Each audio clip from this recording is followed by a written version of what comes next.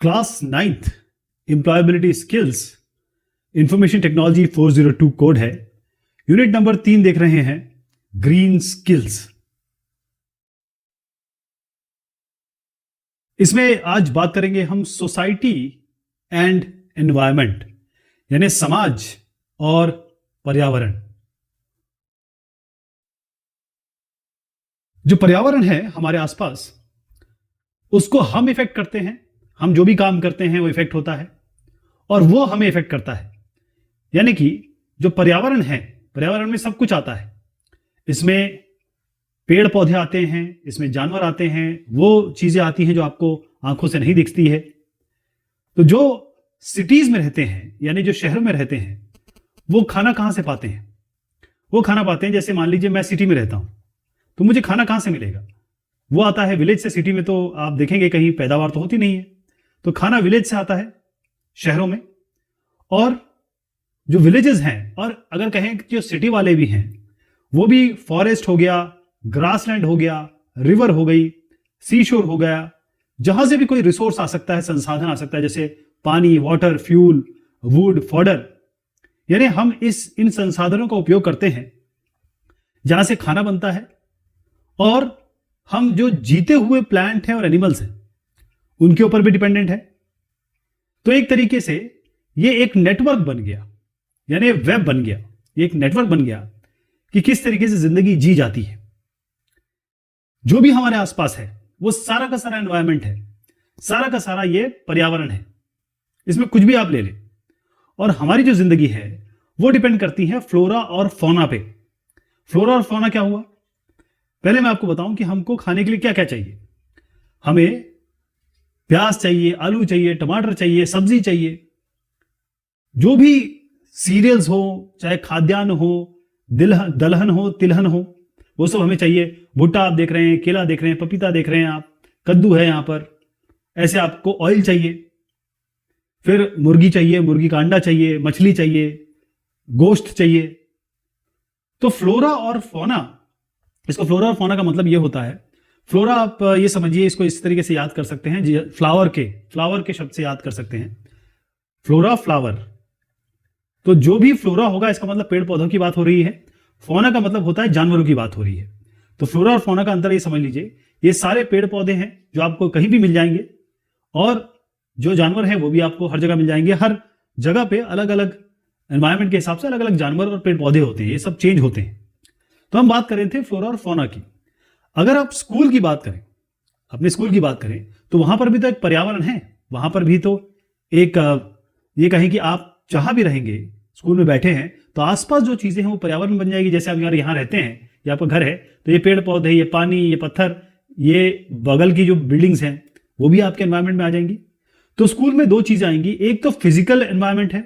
तो physical environment में क्या क्या आ जाएगा कि भाई एक बिल्डिंग हो, एक बहुत शानदार इस तरीके से एक बिल्डिंग हो, इसमें क्लासरूम्स हो बहुत बेहतरीन, इसमें लाइब्रेरी हो जहां किताबें पढ़ सकें, लैब हो यानी आप प्रैक्टिकल कर सकें, कॉरिडोर्स हो अच्छे, या जहां आना जाना एकदम खुले विचार में हो, या खुले उसका साइज बड़ा हो, किचन हो, वहां पर पेशाब पखाना करने के लिए टॉयलेट्स हो, गार्डन हो अच्छा जहां पर बच्चे महसूस कर सकें एनवायरनमेंट को, और प्ले ग्राउंड हो। तो कहने का मतलब यह है कि एक अच्छा फिजिकल एनवायरनमेंट तब होता है जब एक बच्चे स्कूल जाना पसंद करते हैं। इसी के अलावा जैसे मैंने बताया, स्कूल में दो एनवायरनमेंट होते हैं। ये जो आप चित्र देख रहे हैं, ये फिजिकल एनवायरनमेंट का है, यानी भौतिक एनवायरनमेंट का, भौतिक पर्यावरण का है। एक है इसमें socio cultural environment. Socio cultural environment में क्या आता है? सोशियो मतलब होता है सामाजिक, कल्चरल मतलब होता है कि जिसमें हमारी संस्कृति आ जाती है। तो इसमें क्या क्या हम जोड़ेंगे? मैनिफेस्टेड एक शब्द आया है इसमें, उसका मतलब होता है प्रकट होना या फिर प्रेजेंट करना। तो क्या क्या प्रेजेंट कर सकते हैं हम सांस्कृतिक एनवायरनमेंट में? कि भाई टीचर कैसे पढ़ाई करा रहे हैं, स्टूडेंट की क्या क्या एक्टिविटीज आपने कर रखी है, और बच्चों का और टीचर का पढ़ने के लिए, पढ़ाई के लिए क्या एटीट्यूड है, क्या सामाजिक व्यवहार है, किस तरीके से बच्चे डिसिप्लिन है, स्कूल डिसिप्लिन है, यानी सब एक बात मान रहे हैं, रूल्स रेगुलेशन फॉलो कर रहे हैं। दूसरे की जो जाति है, उसका धर्म है, जहां से वो आता है, जिस क्रीड से, वो सबकी रिस्पेक्ट की जा रही है, और स्टूडेंट्स वहां पर अचीव कर रहे हैं, 10th में अच्छे मार्क्स, 12th में अच्छे मार्क्स, गेम्स में अच्छा कर रहे हैं। ये सब आ जाता है आपके सोशो कल्चरल एनवायरनमेंट में। तो दो आपके स्कूल के एनवायरनमेंट हो गए, ये फिजिकल और ये सोशियो कल्चरल। जैसे इकोनॉमिक डेवलपमेंट हो रहा है, इकोनॉमिक डेवलपमेंट का मतलब ये होता है कि जो जो विकास हो रहा है जिसमें पैसा इन्वॉल्व है, यानी लोगों की सैलरी बढ़ रही है, इंडस्ट्रीज लग रही हैं, बहुत सारे काम ऐसे हो रहे हैं, एस्टैब्लिशमेंट, नए नए इंस्टीट्यूशन स्टैब्लिश हो रहे हैं। तो इसके कारण एनवायरमेंटल पोल्यूशन बहुत ज्यादा हो गया है। तो एनवायरमेंटल पोल्यूशन अगर आप देखें कि कोई भी इंडस्ट्री आप लगाएंगे, छोटी से छोटी, बड़ी से बड़ी, तो वहां पर ये उत्सर्जन होगा, क्योंकि कोई ना कोई चीज, भट्टी होगी, आग लगेगी, कुछ ना कुछ चीजें होंगी, तो एनवायरमेंट, पर्यावरण को इसका असर झेलना पड़ेगा। इकोनॉमिक डेवलपमेंट के साथ ये पॉल्यूशन ये बहुत ज्यादा बढ़ गया है। जैसे एग्रीकल्चर की बात करते हैं, जब हम कृषि की बात करते हैं तो क्या होता है, हम यहां पर अगर बहुत अच्छी कृषि करना चाहते हैं तो इसके लिए हमको फर्टिलाइजर्स लगाने पड़ेंगे, यानी उर्वरक लगाने पड़ेंगे, पेस्टिसाइड्स, यानी जो पेड़ों को खा जाते हैं, पेड़ों को नुकसान पहुंचाने वाले छोटे छोटे कीड़े मकोड़े होते हैं, उनको आप हटाना चाहते हैं, वरना वो पूरा का पूरा आपका एग्रीकल्चर या क्रॉप खा जाएंगे। या ये कहें कि हम हाइब्रिड क्रॉप यूज कर रहे हैं, यानी क्रॉप जो कम समय में, ऐसी क्रॉप जो कम समय में आपको पैदावार दे दे और ज्यादा पैदावार दे दे। लेकिन इसका रिजल्ट क्या हो रहा है? इसका रिजल्ट ये हो रहा है कि जब हम केमिकल बहुत ज्यादा यूज करते हैं तो इससे सॉइल और एनवायरमेंटल डिग्रेडेशन हो रहा है। कैसे? देखिए, यहां पर आप क्या कर रहे हैं, एक नेचुरल इकोसिस्टम है, लेकिन जब आप बहुत ज्यादा एग्रीकल्चर करते हैं, कृषि करते हैं, और उसको कृषि का इंटेंसिफिकेशन हो जाता है जबरदस्त तरीके से, आप पेस्टिसाइड डाल रहे हैं, आप जो भी सामान इसमें यूज कर रहे हैं, तो इसमें क्या होगा, उर्वरता जब कम हो जाएगी, यानी जो इसकी फर्टिलिटी है किसकी, मिट्टी की, वो कम हो जाएगी। और दूसरा ये है कि यहां पर जो भी आप चीज डालेंगे वो अल्टीमेटली तो जमीन पे जाएगा, कोई ना कोई उसे खाएगा या पिएगा। जो आप पेस्टिसाइड वगैरह डाल रहे हैं वो तो कीटनाशक है ना, कीटनाशक तो नुकसान पहुंचाता है। तो जो ज्यादा केमिकल आप यूज करेंगे इस पैदावार को बढ़ाने के लिए, वो जमीन को, यानी कि सॉइल को और एनवायरमेंट को, पर्यावरण को, दोनों को ही खराब करेगा। तो इससे क्या होगा, पर्यावरण का जो बैलेंस है, यानी उसकी जो स्टेबिलिटी है, वो खराब हो जाएगी। तो होता यह है कि हमको जरूरत है कि हम जो आज का हमारा समय है, आगे के लिए भी सोचे कि हमारे बच्चे जो होंगे, उनके बच्चे जो होंगे, तो हमको इस तरीके से करना चाहिए कि सस्टेनेबल मैनर में। सस्टेनेबल मतलब वो हम यूज भी कर लें, इस्तेमाल भी कर लें, आज यूज कर लें रिसोर्सेस को, संसाधन को, और आगे के लिए, यानी कि अपने जो नेक्स्ट जनरेशन है उनके लिए भी इसको रखा जाए। ठीक है, इस तरीके से मेंटेन करें। तो उसके लिए क्या क्या हो सकता है, सस्टेनेबल एग्रीकल्चर है। सस्टेनेबल एग्रीकल्चर का मतलब है पैदावार करें लेकिन सही तरीके से करें। जैसे आप जैविक पदार्थ का यूज कर सकते हैं, उर्वरक का यूज कर सकते हैं। ऐसा करें जो भी आप डिजाइन करें, जो भी चीज बनाएं, वो इको फ्रेंडली होनी चाहिए, यानी पर्यावरण के हिसाब से होनी चाहिए। सोलार पैनल का इस तरीके से यूज कर सकते हैं, आप सोलार पैनल का यूज कर सकते हैं। घर ऐसे बनाएं जो एनवायरमेंट, पर्यावरण के हिसाब से सही हो। तो यहां पर अगर हम अपने कॉन्स्टिट्यूशन पे जाएंगे तो कॉन्स्टिट्यूशन ऑफ इंडिया की कुछ पॉलिसी, इसमें कई डायरेक्टिव प्रिंसिपल्स है, यानी निर्देशकता, तो नीति निर्देशकता तो है, इस तरीके से कई चीजें बताई गई हैं। तो एनवायरमेंट की जो क्वालिटी है, इसका मतलब पर्यावरण की के गुण या क्वालिटी कह दें, वो क्लियर आपको आर्टिकल 48A में दिया गया है। और 48A ये कहता है कि जो स्टेट है, स्टेट में आप पूरा देश ले आइए, यहाँ चाहे आपके स्टेट, जो अलग अलग स्टेट्स है, हमारे पास 28 स्टेट्स हैं, उनकी बात कर लीजिए, कैसे पर्यावरण को बचाना है और कैसे हमको फॉरेस्ट को, यानी हमारे जो जंगल हैं और wild life, flora and fauna मैंने आपको बताया था, जंगली जानवर बताया था, इन सब की रक्षा करनी है। हमको ऐसा करना है, जो भी काम हम करें, फॉरेस्ट और वाइल्ड लाइफ पे खतरा नहीं आना चाहिए, यानी इनको भी बचाना है। तो यह प्रोटेक्शन पर्यावरण का इंडियन कॉन्स्टिट्यूशन में क्लियर दिया हुआ है।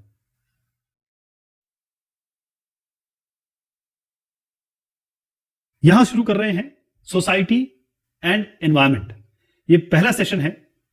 तो सोसाइटी एंड एनवायरमेंट में जो लोग हैं वो कहां रहते हैं, या तो हम विलेज में रहेंगे, गांव में, या सिटीज में रहेंगे, शहर में। और फिर थोड़ा मैं छोटा बड़ा करते जाता हूं। पहले सबसे बड़ा होता है, मान लीजिए एक कंट्री है हमारा, उसमें क्या है, अलग अलग स्टेट्स हैं, हर एक स्टेट में अलग अलग डिस्ट्रिक्ट है। ये एक स्टेट हो गया, इसमें डिस्ट्रिक्ट हो गए, हर एक डिस्ट्रिक्ट में सिटीज हैं, और सिटीज के बाद यहां पर विलेजेस है। हमारी मोस्टली जनता जो है वो विलेजेस में या गांव में ही बसती है। यानी सबसे ऊपर हो गया आपका पूरा देश, फिर स्टेट यानी कि अलग अलग राज्य, फिर डिस्ट्रिक्ट पे आ जाएंगे, डिस्ट्रिक्ट, और फिर उसके बाद हम सिटीज पे जाएंगे, शहरों पे, और फिर हम विलेजेस पे आएंगे। तो इस तरीके की एक फॉर्मेशन है, और इसी को हम समाज कहते हैं। यही हमारी सोसाइटी है, यही तो समाज हुआ। तो सोसाइटी का मतलब क्या होता है? सोसाइटी का मतलब होता है समाज जिसमें हम भी हैं। हम लोग क्या करते हैं, एनवायरमेंट पर्यावरण के साथ कहीं ना कहीं इंटरेक्ट करते हैं, और हम जब पर्यावरण के साथ मिलते हैं जुलते हैं तो उसको हम चेंज भी करते हैं, उसमें परिवर्तन भी लाते हैं। तो होता यह है कि अगर हम सोसाइटी है, समाज है, तो हम, क्योंकि हम कहीं ना कहीं इकोनॉमिक काम भी करेंगे, यानी जैसे मान लीजिए हम कोई किसी को जूता चाहिए तो जूते की फैक्ट्री बनेगी। अब जूता जब अगर खरीदा जाएगा तो वो कहीं ना कहीं एनवायरमेंट इकोनॉमी में कहीं जूते की फैक्ट्री लगेगी, वो कहीं ना कहीं एनवायरमेंटल इफेक्ट उसका होगा ही होगा, चाहे आप चाहे ना चाहे। जूता कहाँ से आता है, जानवर के उससे आता है, चमड़ी से आता है। तो तमाम चीजों के साथ हम कहीं ना कहीं अपने कामों के साथ पर्यावरण के साथ इंटरेक्ट करना ही पड़ता है, ये जरूरी है, ये हम इससे बच नहीं सकते, राइट। अब होता यह है कि जो इकोलॉजिकल बैलेंस है, जो पर्यावरण है, हमारा इकोसिस्टम है, ये भी इफेक्ट करता है, क्योंकि सोसाइटी पर्यावरण के साथ इंटरेक्ट करेगी, पर्यावरण थोड़ा सा परिवर्तित होगा, और ये परिवर्तन क्या करेगा, ये जो पर्यावरण है उसको चेंज करेगा, क्योंकि पर्यावरण का एक बैलेंस है। आपने देखा होगा जब हिरण ज्यादा हो जाते हैं, डियर ज्यादा हो जाते हैं, तो उनको खत्म कौन करता है, उनको खत्म करता है जो कार्निवोरस है, यानी कि जैसे शेर ने कर दिया, लायन ने कर दिया, टाइगर ने कर दिया, ये इस डियर को खत्म करती है ना। बहुत सारे अगर डियर हो जाएंगे, पॉपुलेशन हो जाएगी, तो फिर ये तो पूरे जंगल को खत्म कर देंगे। तो सबका एक बैलेंस है, इकोलॉजिकल बैलेंस है। अब अगर मान लीजिए यहां पर पॉपुलेशन हमारी बढ़ जाती है, पॉपुलेशन इंक्रीज हो जाती है, लोगों की तादाद बढ़ जाती है, और क्योंकि जैसे एक आदमी के लिए एक जूता चाहिए, मान लीजिए एक जूता पहनता है, 2 आदमी के लिए 2, 100 आदमी के लिए 100, तो जूता ज्यादा चाहिए होगा आपका, तो उसके लिए ज्यादा बड़ी फैक्ट्री लगेगी, ज्यादा बड़ी फैक्ट्री लगेगी तो चमड़ा ज्यादा चाहिए होगा, और बाकी रॉ मटेरियल ज्यादा चाहिए होंगे, और उसके लिए फिर इन्वायरमेंट कहीं ना कहीं इफेक्ट होगा, है ना। इकोनॉमिक एक्टिविटी कहीं ना कहीं उससे प्रभाव डालती है। लेकिन अगर हम ज्यादा पॉपुलेशन हो जाएगी, ज्यादा हम इस पे प्रेशर डालेंगे, तो हमारा पर्यावरण कहीं ना कहीं खराब होने लगेगा, जिसकी हम आज रिजल्ट देख भी रहे हैं। तो अगर हम इंडस्ट्रियल डेवलपमेंट की बात करें, जैसे आप ये देखिए, ये इंडस्ट्रीज लगी हुई है, ये इंडस्ट्रियल डेवलपमेंट हो रहा है, यहाँ पर लगानी ही पड़ेगी, इसका अब इससे बच नहीं सकते आप। और एग्रीकल्चर अगर बड़ा दोनों चीजें एक ही में दिखा रहा हूं मैं आपको। यहां पर आप देखें कि यहां पर इंडस्ट्रीज भी हैं, साथ में एग्रीकल्चर का काम, यानी कि कृषि का काम भी हो रहा है, लेकिन ये इंटेंसिवली हो रहा है, क्योंकि जनता को चाहिए, जनता को खाना चाहिए, जनता को कपड़ा चाहिए, जनता को पहनने के लिए चाहिए, जनता को अपने लग्जरी के लिए सामान चाहिए। क्योंकि हमारी जो आज की कंज्यूमर ओरिएंटेड सोसाइटी हो गई है, यानी कि हर आदमी को कुछ, वो कंज्यूमर हो, उपभोक्ता है, उसको उपभोग करना है। उपभोग किस चीज का करना है, सामान का करना है। सामान कहां बनेगा, इंडस्ट्रीज में बनेगा, मैन्युफैक्चरिंग यूनिट में बनेगा। तो इससे क्या होता है कि जो नेचुरल रिसोर्सेज हैं वो जबरदस्त तरीके से हम लोग खा रहे हैं, खत्म कर रहे हैं। तो इसमें आप किसी की भी बात करें, नेचुरल रिसोर्सेज में क्या होता है, जो प्राकृतिक तौर पे हमको प्रकृति भगवान देता है, इसमें आप बहुत सारी चीजें ला सकते हैं। जैसे ये पानी है, वाटर है, मिनरल्स हो गए, मिनरल्स। अब इसमें धातु है, अधातु है, सारी की उसकी बात करेंगे हम, मिनरल्स। अब पेट्रोलियम प्रोडक्ट्स हो गए बहुत सारे, जैसे ऑयल जिससे हम बनता है, पेट्रोलियम प्रोडक्ट जो है वो क्रूड ऑयल से बनता है, और वुड हो गया, लकड़ी हो गई। तो आप चाहे सन की बात करें, जो सन एनर्जी आती है, यानी हमारे जो सूरज देवता हैं, जंगल हो गए, पत्थर हो गए, मिनरल्स मैंने आपको बताया, जानवर हो गए, हवा हो गई, ऑयल बताया मैंने आपको, पानी और जमीन, मिट्टी, ये सभी के सभी नेचुरल रिसोर्स में आते हैं। और जितना ज्यादा हम इसका उपभोग करेंगे उतना ज्यादा इंबैलेंस शुरू होगा, यानी स्थिति बिगड़ेगी। तो नेचुरल रिसोर्स में क्या क्या आता है, नेचुरल रिसोर्स में ये होता है कि वो सारे संसाधन जो प्रकृति हमें देती है। तो रिसोर्स को हम ऐसे डिफाइन कर सकते हैं, या संसाधन को ऐसे डिफाइन कर सकते हैं कि या तो प्रकृति उसे हमें दे रही है, या हम खुद उसे बना रहे हैं। तो वो सारी चीजें जिसे सब्सटेंस कह रहे हैं, एनर्जी, यानी जहां से हमको एनर्जी मिलेगी, क्योंकि हम कुछ, हमारा शरीर तभी चलेगा, या जानवरों का शरीर तभी चलेगा जब एनर्जी मिलेगी। पेड़ तभी जी पाएंगे जब उनको सूरज की एनर्जी मिलेगी। और जितने भी ऑर्गेनिजम्स हैं, छोटे से लेकर बड़े तक, जो हमारे लिए, इंसान के लिए वेलफेयर का काम करते हैं। वेलफेयर मतलब हमको खाना पीना संसाधन से मिलता है, हम गाड़ी चलाएंगे तो हमको संसाधन चाहिए, है ना। तो हम लोग सबके सब डिपेंडेंट हैं कहीं ना कहीं, हर ह्यूमन, हर आदमी, और जितनी जो भी चीज जिसमें जिंदगी है, पेड़ों में भी जिंदगी होती है, तो जितनी भी हैं वो सबके सब डिपेंड किस पे करते हैं, वो सारे के सारे इन संसाधनों पर डिपेंड करते हैं। तो इसमें क्या क्या आ जाता है आपका, देखिए इसमें वाटर आ जाता है, पानी, जमीन आ जाता है, लैंड, ये आप जो देख रहे हैं, सॉइल इसमें ले आइए, लैंड, सॉइल, रॉक आ गए, पत्थर आ गए आपके, इसमें फॉरेस्ट आ गए, जंगलात, इसमें जानवर आ गए, ये एनिमल्स आ गए, फॉसिल फ्यूल्स हो गए, जिसको हम ऑयल वगैरह कह रहे हैं, ऑयल जिससे, क्रूड ऑयल जिससे हमारा क्या बन रहा है, सारे जो पेट्रोलियम प्रोडक्ट्स है, चाहे आप डीजल की बात करें, चाहे पेट्रोल की बात करें, ये सब इसी से तो बनते हैं। अब मिनरल्स हो गए, यानी जो आपको पत्थर मिलते हैं या ऐसे संसाधन मिलते हैं जिसका आप उपयोग कर सकते हैं। नेचुरल रिसोर्सेज इसलिए हम कह रहे हैं क्योंकि ये बेसिस है, जिंदगी इसी से जी जाती है। यानी एक जिंदगी, एक पूरे अर्थ में, विश्व में जिंदगी इसी से चलती है, बेसिस है, इसके बगैर नहीं चल पाएगी, क्योंकि हम इससे जीते हैं, सरवाइव करते हैं। इन रिसोर्सेस, इन संसाधनों के या इन सब चीजों के बगैर हम जी नहीं सकते, राइट। तो ये जो नेचुरल रिसोर्सेस हैं, इनको या तो हम डायरेक्टली ले सकते हैं, डायरेक्टली हम इसको ले सकते हैं, या हमको ये इनडायरेक्टली भी मिलता है। तो डायरेक्टली और इनडायरेक्टली का मतलब क्या होता है? जैसे हम क्या है, ह्यूमन बीइंग, हम सीधा का सीधा फॉरेस्ट पे डिपेंड होते हैं। हम यानी कि फॉरेस्ट पे किस लिए डिपेंड होंगे? हम फॉरेस्ट पे डिपेंड होंगे अपने खाने के लिए, फूड के लिए, ठीक। बायोमास, बायो मतलब बायो जहां भी शब्द आएगा इसका मतलब पृथ्वी से रिलेटेड है, या सॉरी बायोलॉजी से रिलेटेड है। जियो होता है बायो, जियो मतलब पृथ्वी, ध्यान रखिएगा। जिस भी शब्द के साथ जियो जुड़ गया पृथ्वी हो गया। ऐसे जिसके साथ बायो जुड़ गया मतलब आप समझ लीजिए इसमें जीने वाले लोगों के बारे में बात हो रही है। तो बायोमास और हेल्थ, यानी आपकी जो आपका शरीर है, रिक्रिएशन, हमको आनंद भी चाहिए और जिंदगी में हमको लग्जरी भी चाहिए, आराम भी चाहिए। तो फॉरेस्ट हमारे काफी सारी चीजों में मदद करते हैं। एक तो क्लाइमेट को रेगुलेट करते हैं, यानी जो क्लाइमेट है, अब अगर आप देखें कि अगर आप डेजर्ट में जाएंगे तो वहां आपको कैसे पौधे मिलेंगे? आपको जो भी पौधे मिलेंगे उसमें कांटे होंगे, और कांटे क्या करते हैं? वो पानी को बचाते हैं। तो क्लाइमेट का, पर्यावरण का रेगुलेशन वो इन्हीं के तहत होता है। अगर पेड़ नहीं रहेंगे तो फ्लड आएगा, यानी अगर पेड़ हैं तो पेड़ क्या करते हैं? अपनी जड़ों से मिट्टी बांध के रखते हैं, पानी को रोकते हैं। तो अगर बाढ़ आती है उसको रोकते हैं। अगर बहुत बड़ा स्टॉर्म आ रहा है तो बहुत सारे यहां पेड़ खड़े हैं, तो आंधी तूफान को ये रोक लेंगे। इसी तरीके से एक न्यूट्रिएंट साइक्लिंग, यानी कि जो न्यूट्रिएंट है उनको, न्यूट्रिएंट मतलब ये होता है कि भाई हम हमारे शरीर को या जानवरों को जो चीज चाहिए, पोषक तत्व जिसे कहते हैं, पोषक, तो उसको बनाना, दोबारा बनाना, रिसाइकलिंग, साइक्लिंग कह सकते हैं आपको। तो ये जो रिसोर्सेज हैं वो सारे इसमें आते हैं। अब कई ऐसे रिसोर्सेज हैं जो हम बनाते हैं, ह्यूमन बीइंग्स बनाते हैं, ठीक। और ये जो ह्यूमन बीइंग्स बनाते हैं उसको हम आर्टिफिशियल रिसोर्स कहते हैं। तो दो तरीके के रिसोर्स हो गए, एक नेचुरल हो गया जो हमें पृथ्वी देता है, यानी कि हमारी मदर अर्थ देती है, और आर्टिफिशियल है, इसका मतलब जब से हम जब से हमारी सिविलाइजेशन शुरुआत हुई है तब से ये आर्टिफिशियल रिसोर्सेज बन रहे हैं। जैसे बायोगैस, जितना भी डंग होता है, डंग मतलब जो भी वेस्ट मटेरियल होता है, वो अगर एक जगह डाल दिया जाए और उसके बाद आप देखेंगे कि इस जगह डाल दिया जाए तो गैस निकलती है, इससे केमिकल रिएक्शन होते हैं। इलेक्ट्रिसिटी हो गई, इलेक्ट्रिसिटी, अब ये इसके बगैर हमारी लाइट नहीं जलेगी, फैन नहीं चलेगा। प्लास्टिक हो गया, आजकल सब जगह प्लास्टिक यूज होता है। तो ये सब किसके द्वारा बनाए गए हैं? ये सब बनाए गए हैं हमारे द्वारा। तो नेचुरल रिसोर्सेज जो पृथ्वी हमें देती है और बाकी जितने भी चीजें हमने बनाई है अपने कंफर्ट के लिए, वो किस में आ जाता है? वो आर्टिफिशियल रिसोर्सेज में, संसाधनों में आ जाता है। तो मैं आपको बता रहा था कि पेड़ों की जरूरत कितनी ज्यादा है। सबसे पहले ये है कि पेड़ जो है वो कार्बन डाइऑक्साइड जो हम छोड़ते हैं या जानवर छोड़ते हैं उनको लेते हैं और ऑक्सीजन प्रोड्यूस करते हैं। ऑक्सीजन के बगैर तो हम जी नहीं पाएंगे। बायोडाइवर्सिटी का मतलब ये होता है कि भाई जितने भी फ्लोरा एंड फौना है, चाहे पेड़ पौधे हों चाहे जानवर हो, वो जंगलों में ही रहते हैं या पेड़ों के आसपास रहते हैं, पेड़ उनके लिए बहुत जरूरी है। और जितनी भी हमारी सर्विसेज हैं, जितना भी जो खाना हमें वहां से मिलता है, सारी चीजें हमको तो वहीं से मिलती है। और जैसे मैंने आपको कहा कि जंगल बहुत सारी चीजें हमें देते हैं। चाहे आप कहें कि भाई कोई आदिवासी लकड़ी से अपना खाना बनाता है, उसके लिए वुड चाहिए।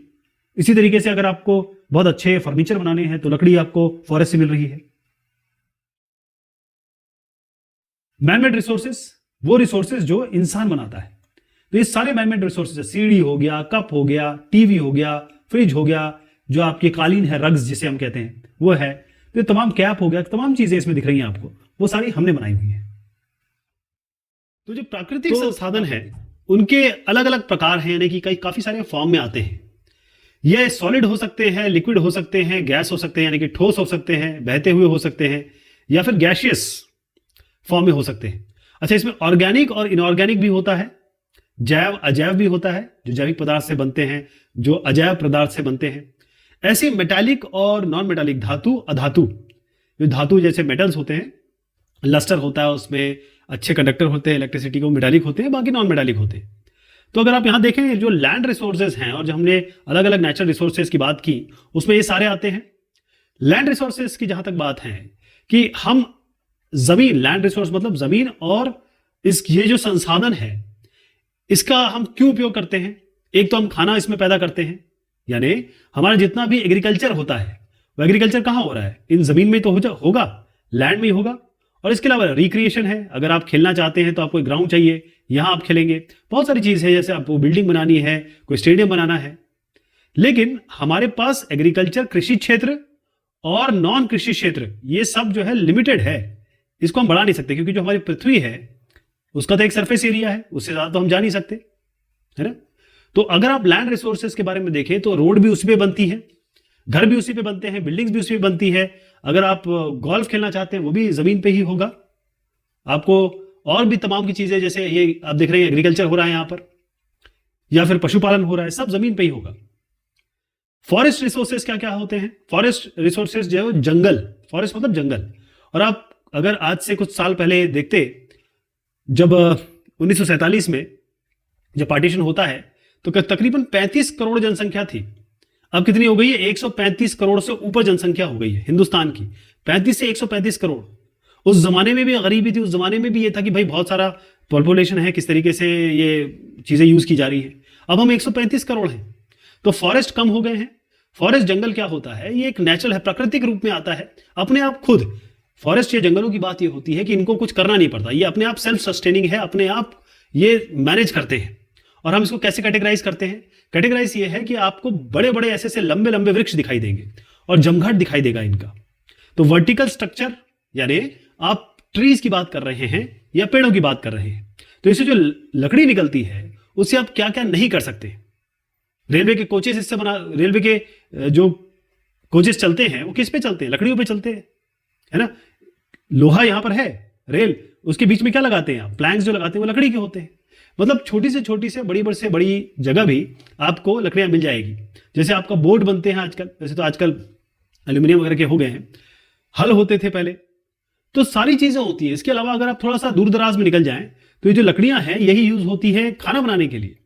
और जो ठंडे इलाकों में चले जाएं तो लोग इन लकड़ियों को जलाते हैं अपने आप को वार्म रखने के लिए, गर्म रखने के लिए, सिगड़ियां जलाते हैं। तो कोई भी चीज की बात करें, tannin, gum, drugs, spices, insecticide, waxes, honey, horns, musk, ivory, hide, जितने भी हैं वो कहां से आते हैं? वो जंगल में रहने वाले फ्लोरा और फौना से आते हैं। फ्लोरा क्या हो गए? फ्लोरा मतलब पेड़ पौधे जो फ्लावर देते हैं। फौना क्या हो गया? ये जानवर हो गए। तो सब यहीं से आता है। तो ये सारे जो मैंने नाम लिए, जैसे आप एक आध दो बताता हूं, जैसे शहद हो गया, या आपकी जो मेडिसिन हो गई, और उसके अलावा इंसेक्टिसाइड, कोई भी आप वैक्स की बात करें, मोम की बात करें, तो ये सारी की सारी चीजें वहीं से आती है। वाटर रिसोर्सेस, वो संसाधन जो हम पानी, जिसमें पानी होता है, पानी की बात हो रही है यहां पे, है ना। तो वाटर यानी कि पानी, अगर आप देखें तो ये कुल मिला के पूरे ग्लोब का, अगर इस तरीके से मैं पृथ्वी बनाऊं तो 3/4, 3/4 भाग, यानी 75% से भी ऊपर हमारा जो पूरा अर्थ है उसमें क्या है? पानी पानी है। और पानी ही पानी, 75% बहुत बड़ा अमाउंट होता है, बहुत बड़ा नंबर होता है। पूरा का पूरा अर्थ सरफेस 75% पूरा दिया, 3/4 कहेंगे, 3/4, ये पूरा अर्थ सरफेस में पानी ही पानी है। और पानी अगर आप सोचें, आप खाने के बगैर तो नहीं रह सकते कुछ दिन तक, तो पानी के बगैर कैसे? पानी के बगैर तो आप शायद 4 घंटे 5 घंटे भी नहीं रह पाएंगे, एकदम गला सूख जाता है। खाने के बगैर आप रह सकते हैं। तो वाटर रिसोर्सेज में क्या आता है? वाटर रिसोर्सेज में आपकी नदियां आती हैं, आपके लेक्स आते हैं, लेक्स तालाब जिसे हम कहते हैं, ओशंस आते हैं, साथ हमारे महासागर हैं। इसके अलावा जो जमीन के नीचे है, ग्लेशियर्स हैं या जमीन के नीचे पानी है, वो भी सब इसमें आता है। और पानी के बगैर तो एग्रीकल्चर ही नहीं हो सकता, एग्रीकल्चर नहीं हो सकता, यानी कृषि नहीं हो सकती। इंडस्ट्रीज अगर आप देखें तो इंडस्ट्रीज में पानी की बहुत जरूरत होती है। आपके घर में नहाने धोने के लिए, खाना बनाने के लिए, थोड़ा आनंद लेने के लिए आपको जरूरत पड़ती है। और जितनी भी एनवायरमेंटल एक्टिविटीज हैं, चाहे आप पेड़ों को देखें, उनको पानी चाहिए, सबको, जानवरों को, सबको पानी चाहिए। मिनरल रिसोर्सेस क्या होते हैं? मिनरल का मतलब यह होता है खनिज। तो वो खनिज जो आपको जमीन के ऊपर या जमीन के नीचे मिलते हैं, और वो खनिज बहुत जरूरी होते हैं कई चीजों के लिए। ये अपने आप में सॉलिड, लिक्विड, गैस फॉर्म में मिलते हैं आपको। अर्थ क्रस्ट का मतलब ये होता है, जो पृथ्वी है ना, इसकी जो ऊपरी परत है, इस ऊपरी परत को हम अर्थ क्रस्ट कहते हैं, यहां पे मिलता है। और सबसे बड़ी बात ये अपने आप ही बनता है, इसमें हमारा कोई रोल नहीं होता, अपने आप बनता है, राइट। तो अगर आप देखें कि कुछ समय के एक अंतराल होता है कि खनिज बनने में, एक पत्थर होगा, उसको खनिज बनने में हजारों साल लग जाते हैं, कई समय, बहुत सारा अंतराल लगता है इसमें। अब ये जो खनिज आप लेते हैं उससे आप बहुत अच्छी अच्छी चीजें बनाते हैं, यूजफुल हैं, प्रॉफिटेबल कहते हैं इसको। आप देखिए जेम्स बनाते हैं हम। जेम्स क्या होते हैं? जैसे जो कान की बाली है, चाहे आप सोना ले लें, चांदी ले लें, सब क्या है? ये मिनरल ही तो है एक तरीके से। तो मिनरल रिसोर्सेज अगर मैं आपको यहां कुछ दिखाऊं तो कुछ है, जैसे गैलेना, जैस्पर, ये सब आपने सुने होंगे, डोलोमाइट, एम्बर, ये खनिज तत्व है। अब जो मिनरल्स हैं, या ये कहें कि जो खनिज तत्व है, ये नॉन रिन्यूएबल है। अब आप बोलेंगे ये जब प्राकृतिक रूप में आ रहे हैं तो फिर नॉन रिन्यूएबल कैसे हो गए? नॉन रिन्यूएबल मतलब ये होता है कि जो अपने आप, रिन्यूएबल मतलब ये होता है जो जो कभी खत्म नहीं होंगे, या फिर ये कहें कि अपने आप को जनरेट कर लेते हैं, जैसे हवा, पानी, ये सब। नॉन रिन्यूएबल मतलब ये होता है एक बार आप खा गए, एक बार आपने यूज कर लिया तो वो दोबारा नहीं आएंगे। तो आप कहेंगे मिनरल्स तो प्रकृति दे रही है, फिर कैसे नॉन रिन्यूएबल हुआ? ये इसलिए क्योंकि इसको बनने में हजारों साल लगते हैं, जो मैंने अभी आपको बताया। चाहे आप लोहा ले, कॉपर ले या एल्यूमिनियम ले, जो भी आप ले। और नॉन मेटल्स में क्या आते हैं? ये सब धातु है। धातु में कुछ प्रॉपर्टी होती है, इलेक्ट्रिसिटी ये कंडक्ट करते हैं, लस्टर होता है इसमें, और इनको ये मैलेबल होते हैं, डक्टाइल होते हैं, वायर बना सकते हैं इनको, पतली शीट में आप पतली शीट्स बना सकते हैं इसकी। नॉन मेटल में ऐसा नहीं है। तो ये सब जितने मैंने बताया ना, इसमें धातु में मेटल भी है, नॉन मेटल भी है, और इन सब से बहुत अच्छी अच्छी चीजें निकाली जाती है। जैसे नमक आप जो खाते हैं, जिप्सम, क्ले, मिट्टी, सैंड, रेत, इसके अलावा फॉस्फेट्स, राइट। और कई ऐसे जो मिनरल्स होते हैं उनमें आपको केवल एक ही, यानी कि सिंगल चीज मिल जाएगी। यानी मिनरल्स बेसिकली क्या होता है? पत्थर से आता है। ये पत्थर में बहुत सारी चीज होंगी, इसमें से एक चीज निकल के आती है।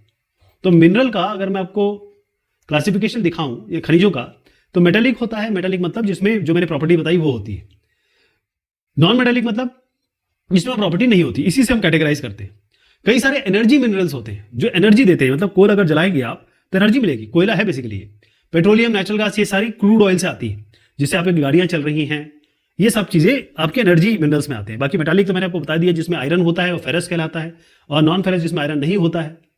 और कई ऐसे प्रेशियस होते हैं जो हम हाथों में, उंगलियों में, कान में, नाक में इसमें पहनते हैं, और बाकी और चीजों में भी यूज होते हैं।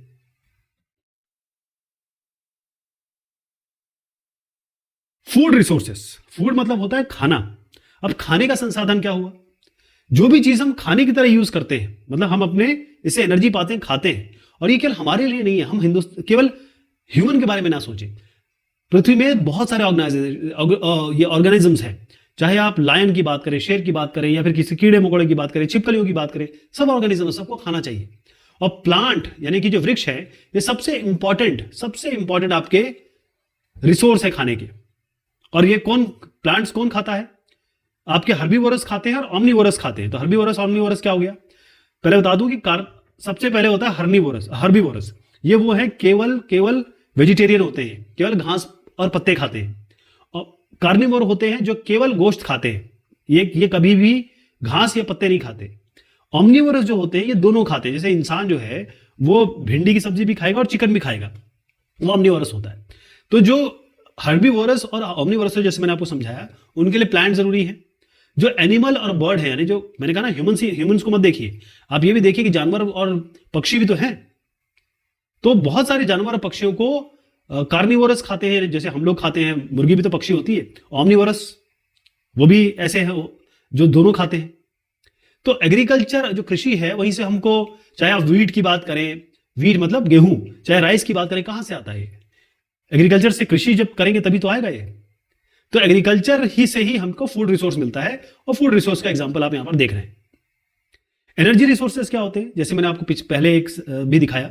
एनर्जी रिसोर्सेस वो होते हैं कि वो एक बार आपने गर्म किया, इनको मैं आपको बताऊंगा, इसमें रिन्यूएबल, नॉन रिन्यूएबल आएगा, इसलिए मैं लेके आया हूं।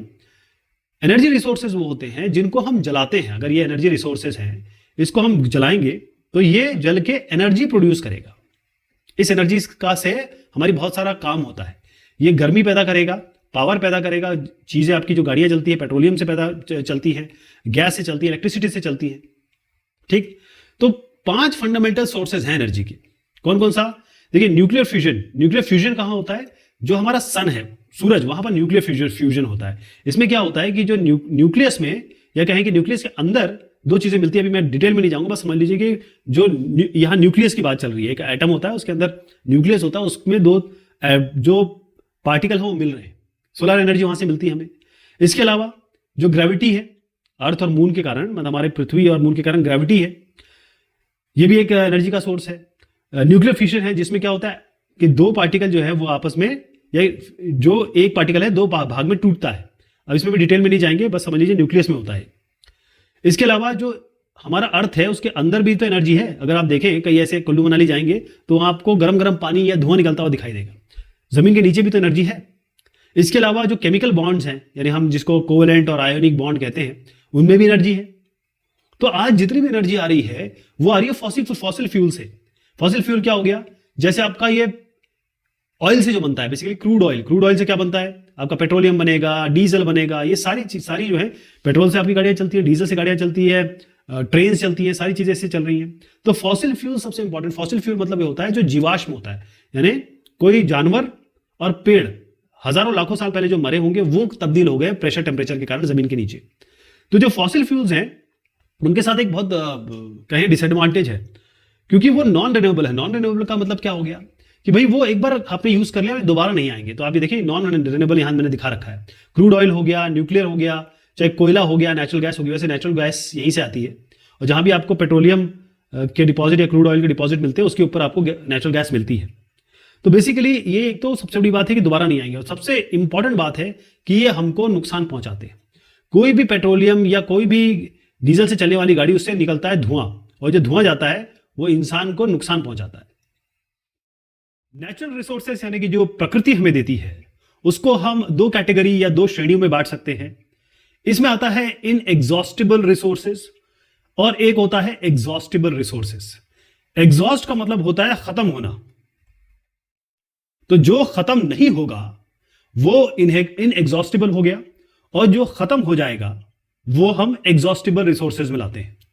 कहने का मतलब अगर हम इंसान हैं और इंसान अगर यूज कर रहा है, कंज्यूम कर रहा है रिसोर्सेज को, संसाधन को, और वो खत्म कभी भी नहीं होंगे, तो उनको हम कहते हैं कभी खत्म ना होने वाले, यानी इनएग्जॉस्टिबल। जिसमें आपका सोलर रेडिएशन हो गया, यानी कि जो सन से एनर्जी आती है। ऐसी हवा में भी एनर्जी होती है, विंड पावर कहते हैं हम। ऐसे टाइड यानी जो हमारी लाटाएं आती है, वेव्स आती है, सी वेव्स, उसमें पावर होती है। और टाइडल एनर्जी, वाटर पावर, ये सारा वाटर पावर से ही तो आप हाइड्रो इलेक्ट्रिसिटी जनरेट करते हैं। एग्जॉस्टिबल रिसोर्सेज क्या होते हैं? जो खत्म हो जाएंगे। कहने का मतलब ऐसे रिसोर्सेज या ऐसे संसाधन जो केवल लिमिटेड क्वांटिटी में, जैसे मान लीजिए आपके पास 2 चॉकलेट है, एक चॉकलेट ये, एक चॉकलेट ये। अब आप अगर इसको खा लेंगे और इसको भी खा लेंगे तो आप दोनों खा लेंगे तो खत्म हो जाएगा। इसकी क्वांटिटी है इसकी लिमिटेड क्वांटिटी है, यानी आपके पास वो नंबर है, और ये समय के साथ इसका जो कंजम्पशन हम कर रहे हैं, इसको हम उपयोग कर रहे हैं, तो कंटिन्यू अगर इसका यूज करते रहेंगे तो ये खत्म हो जाएगा। जैसे कोल, अभी जो कोल है यहां जो आप चित्र देख रहे हैं, ये कोल एक लिमिटेड अमाउंट में, हमें इसका अमाउंट पता है क्योंकि कैसे बनता है, इसका एक तरीका है जो हजारों सालों से लकड़ी परिवर्तित होती है, फिर उसके बाद उसका कोयला बनाया जाता है। तो अगर हम इसे यूज करेंगे तो आगे जाके खत्म हो जाएगा। तो अगर इसका अंतर पता करने की कोशिश करेंगे तो रिन्यूएबल एनर्जी और नॉन रिन्यूएबल एनर्जी में ये होता है कि रिन्यूएबल और नॉन रिन्यूएबल, इसकी एक और श्रेणी बन जाती है, और उसको हम यहां देख लेते हैं। तो रिन्यूएबल और नॉन रिन्यूएबल में क्या हुआ? पहली चीज ये है कि जो रिन्यूएबल रिसोर्सेज होते हैं या रिन्यूएबल सोर्सेज होते हैं, रिन्यू का मतलब क्या होता है? रिन्यू का मतलब ये होता है कि जो दोबारा बन जाएंगे। नॉन रिन्यू का मतलब क्या हुआ? कि दोबारा नहीं बन पाएंगे। कहने का मतलब कि रिन्यूएबल रिसोर्सेस जो हमेशा अवेलेबल रहेंगे, जैसे पानी है, पानी कभी खत्म नहीं होगा, पानी का अमाउंट लिमिटेड है, आप यूज करिए, किसी न किसी फॉर्म में ये चेंज होता है, ये आप एक जगह से दूसरी जगह परिवर्तित हो जाता है, लेकिन खत्म कभी नहीं होगा। लेकिन इसमें भी दिक्कत है। दिक्कत यह है कि एक जगह आप देखते हैं इसकी बाढ़ आ जाती है, कहीं ड्रॉट हो जाता है, सूखा पड़ जाता है, पानी की भारी किल्लत है। जैसे आप पेड़ देखिए या आप फॉरेस्ट देखिए, अब जो फॉरेस्ट थोड़ा सा पार्ट अगर इसका हट गया तो यहां पर अपने आप पेड़ उग जाएंगे। लेकिन कई ऐसे रिन्यूएबल रिसोर्सेज हैं जो अपने आप को रीजनरेट कर सकते हैं, उनको हम रिन्यूएबल नहीं कहते, उनको हम नॉन रिन्यूएबल कहने लगते हैं। उसका कारण यह है कि वो बहुत सारे सालों से बने हुए, वो बनेंगे लेकिन उनको बहुत समय लग जाता है। तो कई ऐसे एग्जॉस्टिबल रिसोर्सेज हैं जो एग्जॉस्टिबल मतलब जो खत्म हो जाएंगे या खत्म कर दिया, हमने खत्म कर दिए, तो वो प्रकृति उसे अपने आप रीजनरेट कर देगी। जैसे मैंने अभी आपको पेड़ों का एग्जांपल लिया, बायोमास का एग्जांपल लिया, तो फॉरेस्ट है, जंगल में अगर पेड़ और पौधे देखें तो वो खत्म हो जाएंगे, अगर आपने उनको जला दिया, काट दिया, लेकिन अगर आपने उस जगह का उपयोग नहीं किया, मतलब मान लीजिए ये खाली जगह छोड़ दी और यहाँ के सारे पेड़ काट दिए, कुछ समय आप बाद देखेंगे अपने आप यहाँ पर पेड़ उग जाएंगे। लेकिन अगर आपने इस जगह का पेड़ काटा और यहां पर आपने बिल्डिंग बना ली, कोई बिल्डिंग वाला काम कर लिया या कंस्ट्रक्शन का वाला काम कर लिया, तो ये फॉरेस्ट आपका या ये जंगल आपका हमेशा के लिए चला जाएगा। क्लियर हो गया? अब रिन्यूएबल एनर्जी सिस्टम्स, जो रिन्यूएबल मैंने कहा कि भाई ऐसे जो अपने आप को खुद रिन्यू कर लेते हैं, वो ऐसे रिसोर्सेज का उपयोग करते हैं, संसाधन का, जो बार बार रिप्लेस हो जाते हैं, हमको उसमें कुछ करना पड़ता और वो पोल्यूटिंग भी नहीं होते, ज्यादा प्रदूषण भी नहीं फैलाते हैं। जैसे आप ये सोलर एनर्जी ले लीजिए, जो आपकी वेव्स होती है उसमें जो एनर्जी होती है जिसको हाइड्रो पावर कहते हैं, पत्ती फूल हो गया, जियोथर्मल हो गया, जो जमीन के नीचे की जो गर्मी है, ऐसी हवा हो गई। तो हाइड्रो पावर, सोलर, विंड और जियोथर्मल, जो जियोथर्मल का मतलब होता है, जियो मतलब होता है पृथ्वी, थर्मल मतलब होता है गर्मी, तो पृथ्वी की जो अंदर गर्मी होती है, तो ये रिन्यूएबल रिसोर्सेज में आ गए। अब नॉन रिन्यूएबल रिसोर्सेज में क्या आ गए कि एक बार आपने उसका उपयोग कर दिया या उसका कंजम्पशन कर दिया, तो इतने आसानी से वो दोबारा नहीं बनेंगे। हवा को आपने ले लिया, जैसे हवा लिया, ठीक है, तो कार्बन डाइऑक्साइड आप बाहर निकालेंगे, कार्बन डाइऑक्साइड प्लांट लेंगे, उसको ऑक्सीजन कर देंगे, तो कहने का मतलब हवा कभी खत्म नहीं होगी। लेकिन जो नॉन रिन्यूएबल रिसोर्सेज हैं वो खत्म हो जाएंगे, डिस्ट्रॉय हो जाएंगे। जैसे फॉसिल फ्यूल हो गया। फॉसिल फ्यूल क्या होते हैं? जैसे आपका तेल हो गया। अब फॉसिल फ्यूल में अगर आप क्रूड ऑयल की बात करेंगे तो उसी से सारा पेट्रोलियम, डीजल, ये सब उसी से बनता है। मिनरल्स नॉन रिन्यूएबल कैटेगरी में क्यों डाल रहे हैं? क्योंकि एक पत्थर को एक खनिज बनने में, मिनरल मतलब होता है खनिज, तो इसको खनिज बनने में हजारों साल लग जाते हैं, एक आध दिन में नहीं बनता ये। अच्छा, नॉन रिन्यूएबल रिसोर्सेज में एक और कैटेगरी कर सकते हैं आप, एक इनऑर्गेनिक होता है, एक ऑर्गेनिक होता है। जो जीवित कहें जीवाश्म यानी जीवित चीजों से बनता है। जैसे मान लीजिए पेड़ गिर गया और बहुत सालों बाद उसका क्या होगा, जानवर मर गए, उसके बाद बहुत सालों के बाद क्या होगा, वो ऑर्गेनिक हो गया। लेकिन अगर अब हम कहें कि इनऑर्गेनिक, तो इनऑर्गेनिक मतलब वो जिसका मतलब होता है जो नॉन लिविंग थिंग से आता है, जो जिंदा नहीं थे, कभी जिंदा नहीं थे, उससे जो अगर आप कोई चीज मिलती है आपको, वो इनऑर्गेनिक कैटेगरी में आ जाएगा। जैसे आपका ये मिनरल मैं बता रहा हूं आपको, विंड, लैंड, सॉइल, रॉक्स, ये सारे नॉन रिन्यूएबल रिसोर्सेज हैं और ये इनऑर्गेनिक है। नॉन रिन्यूएबल रिसोर्सेज और रिन्यूएबल रिसोर्सेज में अगर हम अंतर पता करने की कोशिश करेंगे और इसमें कौन कौन से आते हैं उसको भी हम देखेंगे, तो पहली चीज ये है कि नॉन रिन्यूएबल रिसोर्सेज वो होते हैं जो एक बार आपने उपयोग कर दिया तो वो दोबारा नहीं आएंगे या उनको हजारों लाखों साल लग जाएगा बनने में। रिन्यूएबल रिसोर्स का मतलब वो है अपने आप को रिन्यू कर लेते हैं, यानी वो प्रकृति द्वारा दिए गए हैं, आप इस जितना भी उपयोग करिए वो खत्म नहीं होंगे, लेकिन उसका ओवर यूज करेंगे तो दिक्कत हो जाएगी। जैसे आप नॉन रिन्यूएबल रिसोर्सेज में देखिए, कोयला ये एनर्जी का सबसे चीप, सबसे सस्ता सोर्स है। इसको हम जलाते हैं तो इससे जबरदस्त एनर्जी निकलती है। पावर, कितनी भी फैक्ट्री इंडस्ट्रीज अगर आप देखेंगे, यहां तक कि जो घर में कुकिंग वगैरह का यूज करते हैं, आप जो भट्टी यूज करते हैं उसमें भी इसी का उपयोग करते हैं। एक और नॉन रिन्यूएबल रिसोर्सेज देखते हैं वो है पेट्रोलियम। अब जैसे मैंने आपको बताया कि जो क्रूड ऑयल होता है, यानी अगर आप सऊदी अरब की बात करें, कतर की बात करें, बहरीन की बात करें, तो वहां पर क्या मिलता है? क्रूड ऑयल मिलता है। इसलिए वो इतने अमीर देश है। वो क्रूड ऑयल से फिर इसका एक रिफाइनमेंट होता है, उसे पेट्रोल, डीजल, ये सब चीजें मिलती हैं, ठीक है।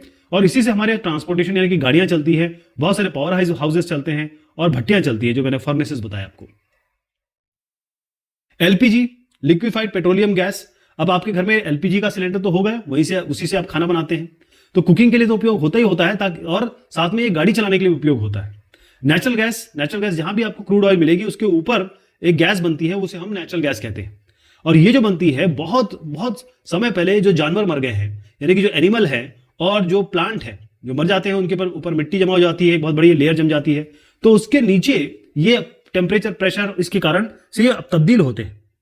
ओके, तो जैसे मैंने कहा, ऑयल वेल्स, जहां जहां आपको क्रूड ऑयल मिलेगा उसके ऊपर ये आपको मिलेगा। तो सीएनजी जो होती है वो गाड़ी चलाने के भी काम में आती है। ऐसे न्यूक्लियर प्लांट्स है। न्यूक्लियर प्लांट क्या हो गया? ये वाला पौधा वाला प्लांट नहीं है। न्यूक्लियर एनर्जी दो तरीके की होती है, एक न्यूक्लियर फिशन होता है और न्यूक्लियर फ्यूजन होता है। तो अगर न्यूक्लियर पावर प्लांट की बात करें, बड़ा ये यहां से भी इलेक्ट्रिसिटी जनरेट होती है, क्योंकि जो न्यूक्लियस या कहें कि जो दो परमाणु कहते हैं इसको, अणु मिल रहे हैं या फिर टूट रहे हैं, उन दोनों की केस में बहुत जबरदस्त एनर्जी निकलती है। लेकिन दिक्कत यह है कि न्यूक्लियर प्लांट में, जैसे हमने कहा कि चेर्नोबिल, हम रशिया के बारे में जानते हैं कि चेर्नोबिल में जो हादसा हुआ उसके बाद तो आपने देखा, आप एटम बम भी जानते हैं कि हिरोशिमा नागासाकी में क्या हुआ। तो इसका अगर बहुत अच्छे से यूज किया जाए तो बहुत अच्छा है, लेकिन नुकसान बहुत पहुंचा देगा अगर इसका कोई ऐसा हो गया तो। फिर उसके बाद आती है मिनरल्स की। मिनरल्स वो होते हैं जो खनिज, मतलब पत्थर ही होते हैं बेसिकली, और अलग अलग तरीके से परिवर्तित हो जाते हैं, जिसमें अगर आप जो सोना देखें, बॉक्साइट जिससे एल्यूमिनियम निकलता है, माइका हो गया, आयरन ओर जिससे हम आयरन निकालते हैं, लोहा निकालते हैं। तो क्योंकि हम इसको बहुत ज्यादा यूज कर रहे हैं तो ये खत्म होते चले जा रहे हैं, माइनिंग कर रहे हैं, और माइनिंग से अर्थ यानी कि हमारी जो पृथ्वी है उसको भी नुकसान पहुंच रहा है। तो मैंने आपको जो बताया अभी वो सारे के सारे नॉन रिन्यूएबल रिसोर्सेज थे, एक बार आपने यूज कर लिया तो खत्म हो जाएंगे। लेकिन अगर हम रिन्यूएबल रिसोर्सेज की बात करें तो पानी, आप देखें अगर आप कहें पानी तो हर जगह है, लेकिन पीने लायक कितना है? केवल 100% अगर पानी ले तो उसमें 100 का आंकड़ा ले तो ओनली 2.5% पानी है जो फ्रेश वाटर है, और उस फ्रेश वाटर में भी बहुत सारा ग्लेशियर के रूप में, उनको आप नहीं पी सकते, जो बर्फ बना हुआ है। तो ये एक तो फ्रेश वाटर बहुत कम है हमारे पास, और ये रिन्यूएबल है वो कोई बात नहीं है, लेकिन एनर्जी जो है हम नदियों से अगर हम डैम बना लें तो हम इससे इलेक्ट्रिसिटी पैदा कर सकते हैं। और अगर हम ये जो समुद्र आते हैं उसका एक स्पेशल पोजीशन होता है, वहां पर हम यहाँ पर टरबाइन लगा दें तो ये जो समुद्र की लाटाएं होती है, वेव्स होती हैं, वो भी आपको बहुत अच्छी इलेक्ट्रिसिटी बना के दे देंगे। लेकिन थोड़ा सा इसमें भी है क्योंकि हर जगह नहीं बन पाता है। सन तो ऑलमाइटी है, सुबह सुबह आप सूरज देखते हैं, सन एनर्जी से इलेक्ट्रिसिटी बन सकती है। जैसे आप देखें कि सोलर एनर्जी से हम कैलकुलेटर चला सकते हैं, स्ट्रीट लैम्प जल जाता है, रूम हीटर तक यानी कि खाना तक बन जाता है। बात करें अगर विंड की, हवा की, तो हवा के पास तो जबरदस्त एनर्जी होती है। अगर तेज हवा चल रही होती है तो हम खड़े भी नहीं हो पाते हैं। तो अगर आप देखें कि कई जगह पे इसमें जो ग्रेन होते हैं, जैसे गेहूं और ये सबको पीसने में काम में आता है, पानी निकालने के काम में आता है। और इसमें क्या होता है, ये जो विंड एनर्जी इसको हम कन्वर्ट कर सकते हैं इलेक्ट्रिकल एनर्जी में। बायोमास क्या होता है? बायोमास मतलब जो पत्ते वगैरह गिर जाते हैं ना, पेड़ वेड़ जो मर जाते हैं, उनके बारे में बात हो रही है, और जानवरों के बारे में बात हो रही है जो जिनका देहांत हो जाता है। तो ये बहुत सा बायोमास को हम परिवर्तित कर सकते हैं एनर्जी में, कुकिंग के, खाना बनाने के, इसमें इसका उपयोग कर सकते हैं। तो इलेक्ट्रिसिटी भी प्रोड्यूस कर देता है और ये अच्छी खासी गर्मी भी प्रोड्यूस करता है बायोमास, क्योंकि आप देखें लकड़ी जलाते हैं लोग अपना गर्मी के लिए और खाना बनाने के लिए। ऐसी जमीन है सॉइल भी कभी खत्म नहीं होगी। अब सॉइल किससे इंपॉर्टेंट है? कि उसी से तो खाना बनता है हमारा, उसके बगैर तो खाना ही नहीं बनेगा। कैसे? एग्रीकल्चर तो वही होता है, और सॉइल से, इस मिट्टी से ही हमें शेल्टर भी मिल रहा है। और क्योंकि हम ये मिट्टी की क्वालिटी खराब कर रहे हैं, क्योंकि हम केमिकल बहुत ज्यादा यूज कर रहे हैं, जमीन में इतना ज्यादा पोल्यूशन कर रहे हैं, इतना ज्यादा कंस्ट्रक्शन कर रहे हैं, या ये कहें कि पूरा जंगल बना रहे हैं, कॉन्क्रीट जंगल बना रहे हैं, ट्रीज, पेड़ हर जगह काट रहे हैं। इसी तरीके से फॉरेस्ट है, अब ट्रीज बहुत सारे हो गए तो फॉरेस्ट बन गया। अब ये इकोलॉजिकल, पूरे विश्व का जो इकोलॉजिकल बैलेंस है वो ये बनाता है। यानी एक तो साफ सुथरा आपको हवा देता है, और जो क्लाउड बनते हैं यानी जो बादल बनते हैं जिनसे पानी गिरेगा उसको बनाने में मदद करते हैं। आपको लकड़ी यहाँ से मिलती है, आपको यहाँ पर फल मिलते हैं, इसके अलावा पौधे अच्छे मिलते हैं मेडिसिनल वैल्यू वाले। तो ये सब अगर आप देखें तो ये नॉन रिन्यूएबल और रिन्यूएबल के एग्जाम्पल्स हैं। जो ट्रेडिशनल सोसाइटीज हैं, यानी जो ऐसी सोसाइटी जो बहुत समय से कहीं रहती आ रही हो या कम रहती हो, जैसे अगर यहां पर देखें, ये ट्रेडिशनल सोसाइटी में आपको बता रहा हूं, गांव की बात कर लें, विलेज की बात कर लें, या छोटे टाउन की बात कर लें, वहां पर हमेशा आपको पॉपुलेशन कम मिलेगी, लोग आपको कम मिलेंगे। तो जहां लोग कम होते हैं वहां वो लेस रिसोर्स या कम रिसोर्स यूज करते हैं। अब इसमें क्या है कि अगर कम रिसोर्स यूज करते हैं तो बायोडाइवर्सिटी जिसे कहते हैं हम, बायोडाइवर्सिटी मतलब होता है जैव विविधता। जैव विविधता मतलब अलग अलग तरीके के जानवर, अलग अलग तरीके के पौधे, पेड़, ये सब चीजें आपको मिलेगी वहां पर। लेकिन हो ये रहा है कि हम इतने ज्यादा कंज्यूमर हो गए हैं, यानी हमारी बड़ी बड़ी सोसाइटी, इस तरीके से हमारी सोसाइटी हो गई है, ये नहीं हमारी ऐसी सोसाइटी हो गई। जब इस तरीके की सोसाइटी हो गई तो सबको सब कुछ चाहिए और बहुत ज्यादा चाहिए। आप देखें कि यूनाइटेड स्टेट्स की पॉपुलेशन कितनी कम है, लेकिन सबसे ज्यादा रिसोर्स वहां का एक आदमी यूज करता है। पूरे विश्व का 30%, सिर्फ 35% यूज कर लेता है एक आदमी। तो इसका मतलब यह है कि हम रिसोर्सेज को इतना ज्यादा यूज कर रहे हैं कि फाइनली वो डिप्लीट हो रहा है, खत्म हो रहा है। और फिर एक बार वो ये सब खत्म, बायोडाइवर्सिटी खत्म हो जाएगी, इकोलॉजी खत्म हो जाएगी, तो बहुत सारे जो प्लांट और एनिमल हैं वो खत्म होने लगे हैं। बहुत सारे इस तरीके से अगर हम ये काम करेंगे तो क्या होगा, चीजें खत्म हो जाएंगी, है ना। और फिर अगर ये खत्म होगी, इसके अलावा हम और भी, हमारी जो एक्टिविटी है ह्यूमन की, हम सबसे पहली चीज क्या कर रहे हैं, हम तो पर्यावरण को खराब कर रहे हैं। जितने भी संसाधन है उसको हम बहुत ज्यादा यूज कर रहे हैं, जितना यूज नहीं करना चाहिए। पर्यावरण में प्रदूषण फैला रहे हैं, पेड़ों को काट रहे हैं, पृथ्वी के गर्भ से हम चीजें निकाल रहे हैं, तो माइनिंग कर रहे हैं। जहां पर नेचुरल हैबिटेट है, यानी कि पेड़ों के, पौधे के, उनको हम खत्म कर रहे हैं, कंस्ट्रक्शन कर रहे हैं। तो मैं ये बताना चाहता हूं कि किस तरीके से हम अपने पृथ्वी को और पर्यावरण को खराब कर रहे हैं। तो इसमें सबसे इंपॉर्टेंट चीज आती है ओवर एक्सप्लॉयटेशन। ओवर एक्सप्लॉयटेशन का मतलब यह होता है शोषण करना, लेकिन अत्यधिक शोषण करना। अब आप देखें, जब आप किसी चीज का इस्तेमाल कर रहे हैं और उसको दोबारा रख नहीं रहे, जैसे मान लीजिए आपका यह फ्रिज है, आपने दूध पी लिया, दूध खत्म कर दिया, अब अगले दिन के लिए दूध नहीं है, तो अब दूध पूरा पी गए तो आपको एक दिन में जितना दूध आप लेते हैं, मान लीजिए 1 kg लेते हैं, तो पूरा पी गए आप, या पूरा खत्म कर दिया, तो अगले उस दिन में आगे के लिए तो नहीं बचा ना, जब तक अगले दिन दूध वाला देने नहीं आएगा। तो यही है कि आप जिस हिसाब से चीजें रिप्लेनिश होती है या दोबारा आती है, उससे ज्यादा तेजी से आप उसे खा रहे हैं, खत्म कर रहे हैं। तो इससे क्या हो रहा है कि बहुत सारी ऐसी स्पीशीज है और खत्म भी हो गई है, एंडेंजर्ड स्पीशीज है कहीं, वो खत्म हो गई है, जो हमारे एक पर्यावरण के लिए बहुत ज्यादा जरूरी है, इकोलॉजी के लिए बहुत ज्यादा जरूरी है। तो पूरा का पूरा इकोलॉजिकल जो साइकिल है, इसको हम खराब कर रहे हैं, पर्यावरण को खराब कर रहे हैं। जैसे मान लीजिए आपका कोई मेडिसिनल प्लांट है, ऐसा प्लांट जो बहुत अच्छा है, ठीक है, और वो हमको स्वास्थ्य के लिए अच्छा है, उसको हमने खत्म कर दिया। या एक ये कि हमने एनिमल्स, जानवरों को बहुत ज्यादा छोड़ दिया, तो उसने पूरा इलाका चर गया। वो हम पेड़ों को काट रहे हैं, तो आप चित्र देख ही रहे हैं, तो सबसे बड़ी समस्या है।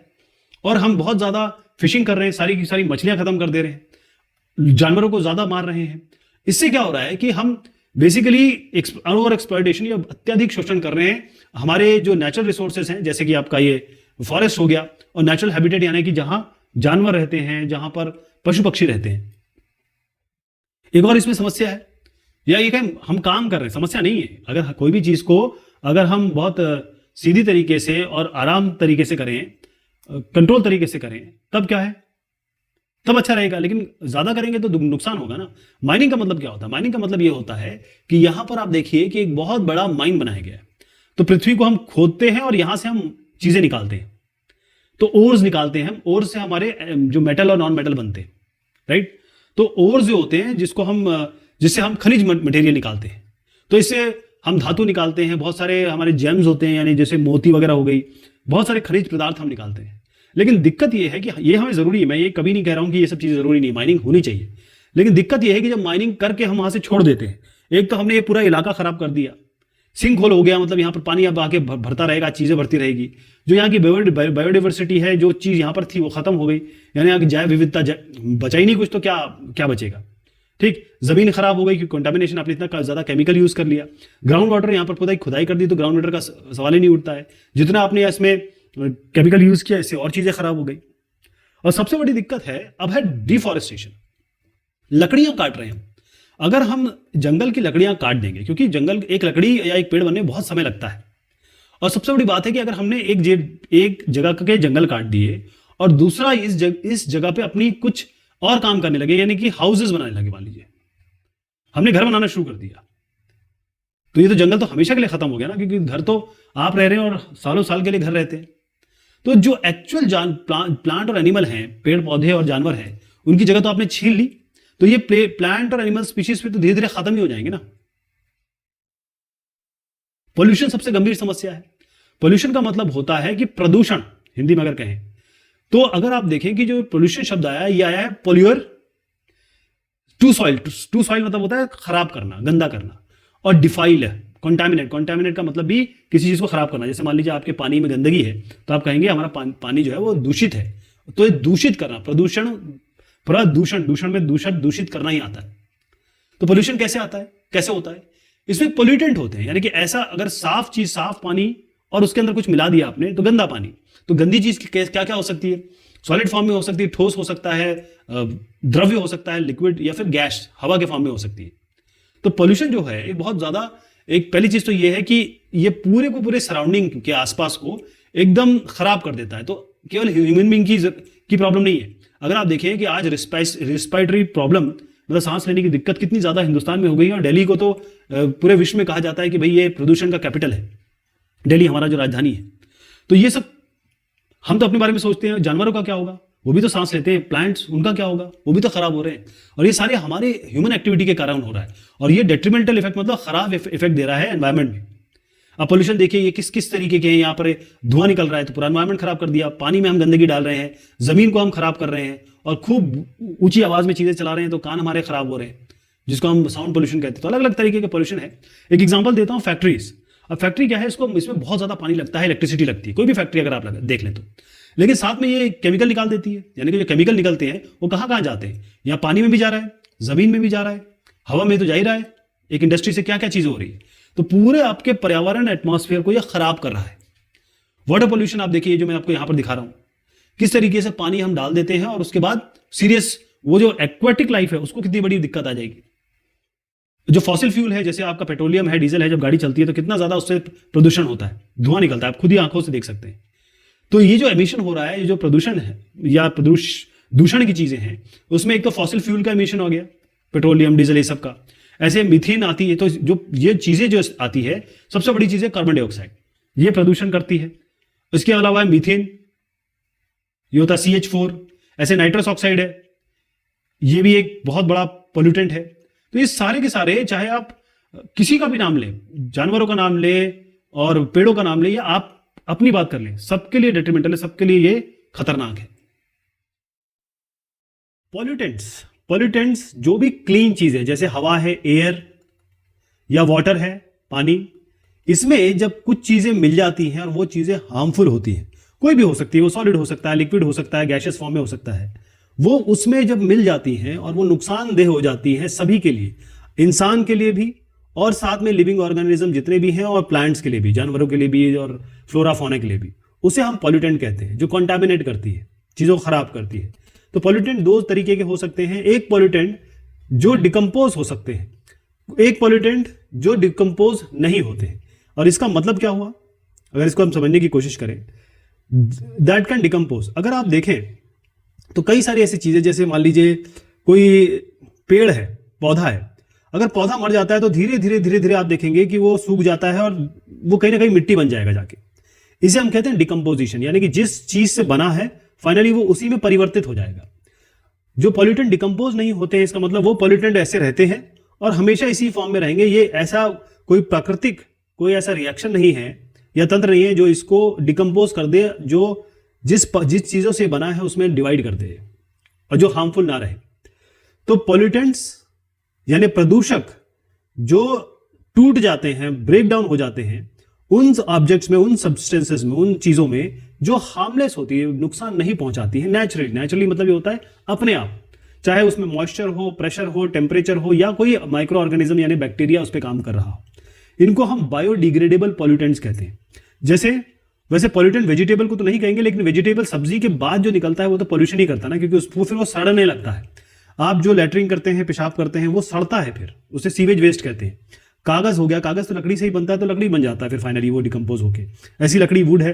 कैटल डंग यानी जो जानवर खाता है वो भी तो हमारी तरह ही खाता है, और फाइनली जो हमारा एक्सक्रीटा निकलता है वो भी डिकम्पोज हो जाता। देखते हैं आप कुछ दिनों, जैसे गोबर पड़ा हो, अगर गोबर पड़ा हो तो कुछ दिनों बाद वो अपने आप मिट्टी बन जाएगा, सॉइल बन जाएगा। ऐसे जो एग्रीकल्चर से वेस्ट निकलता है, जो भी नेचुरल चीज है, और ये सारी चीजें जो होती हैं वो पॉल्यूटेंट्स अगर हम इनको कह रहे हैं तो ये डिकम्पोज हो जाती है।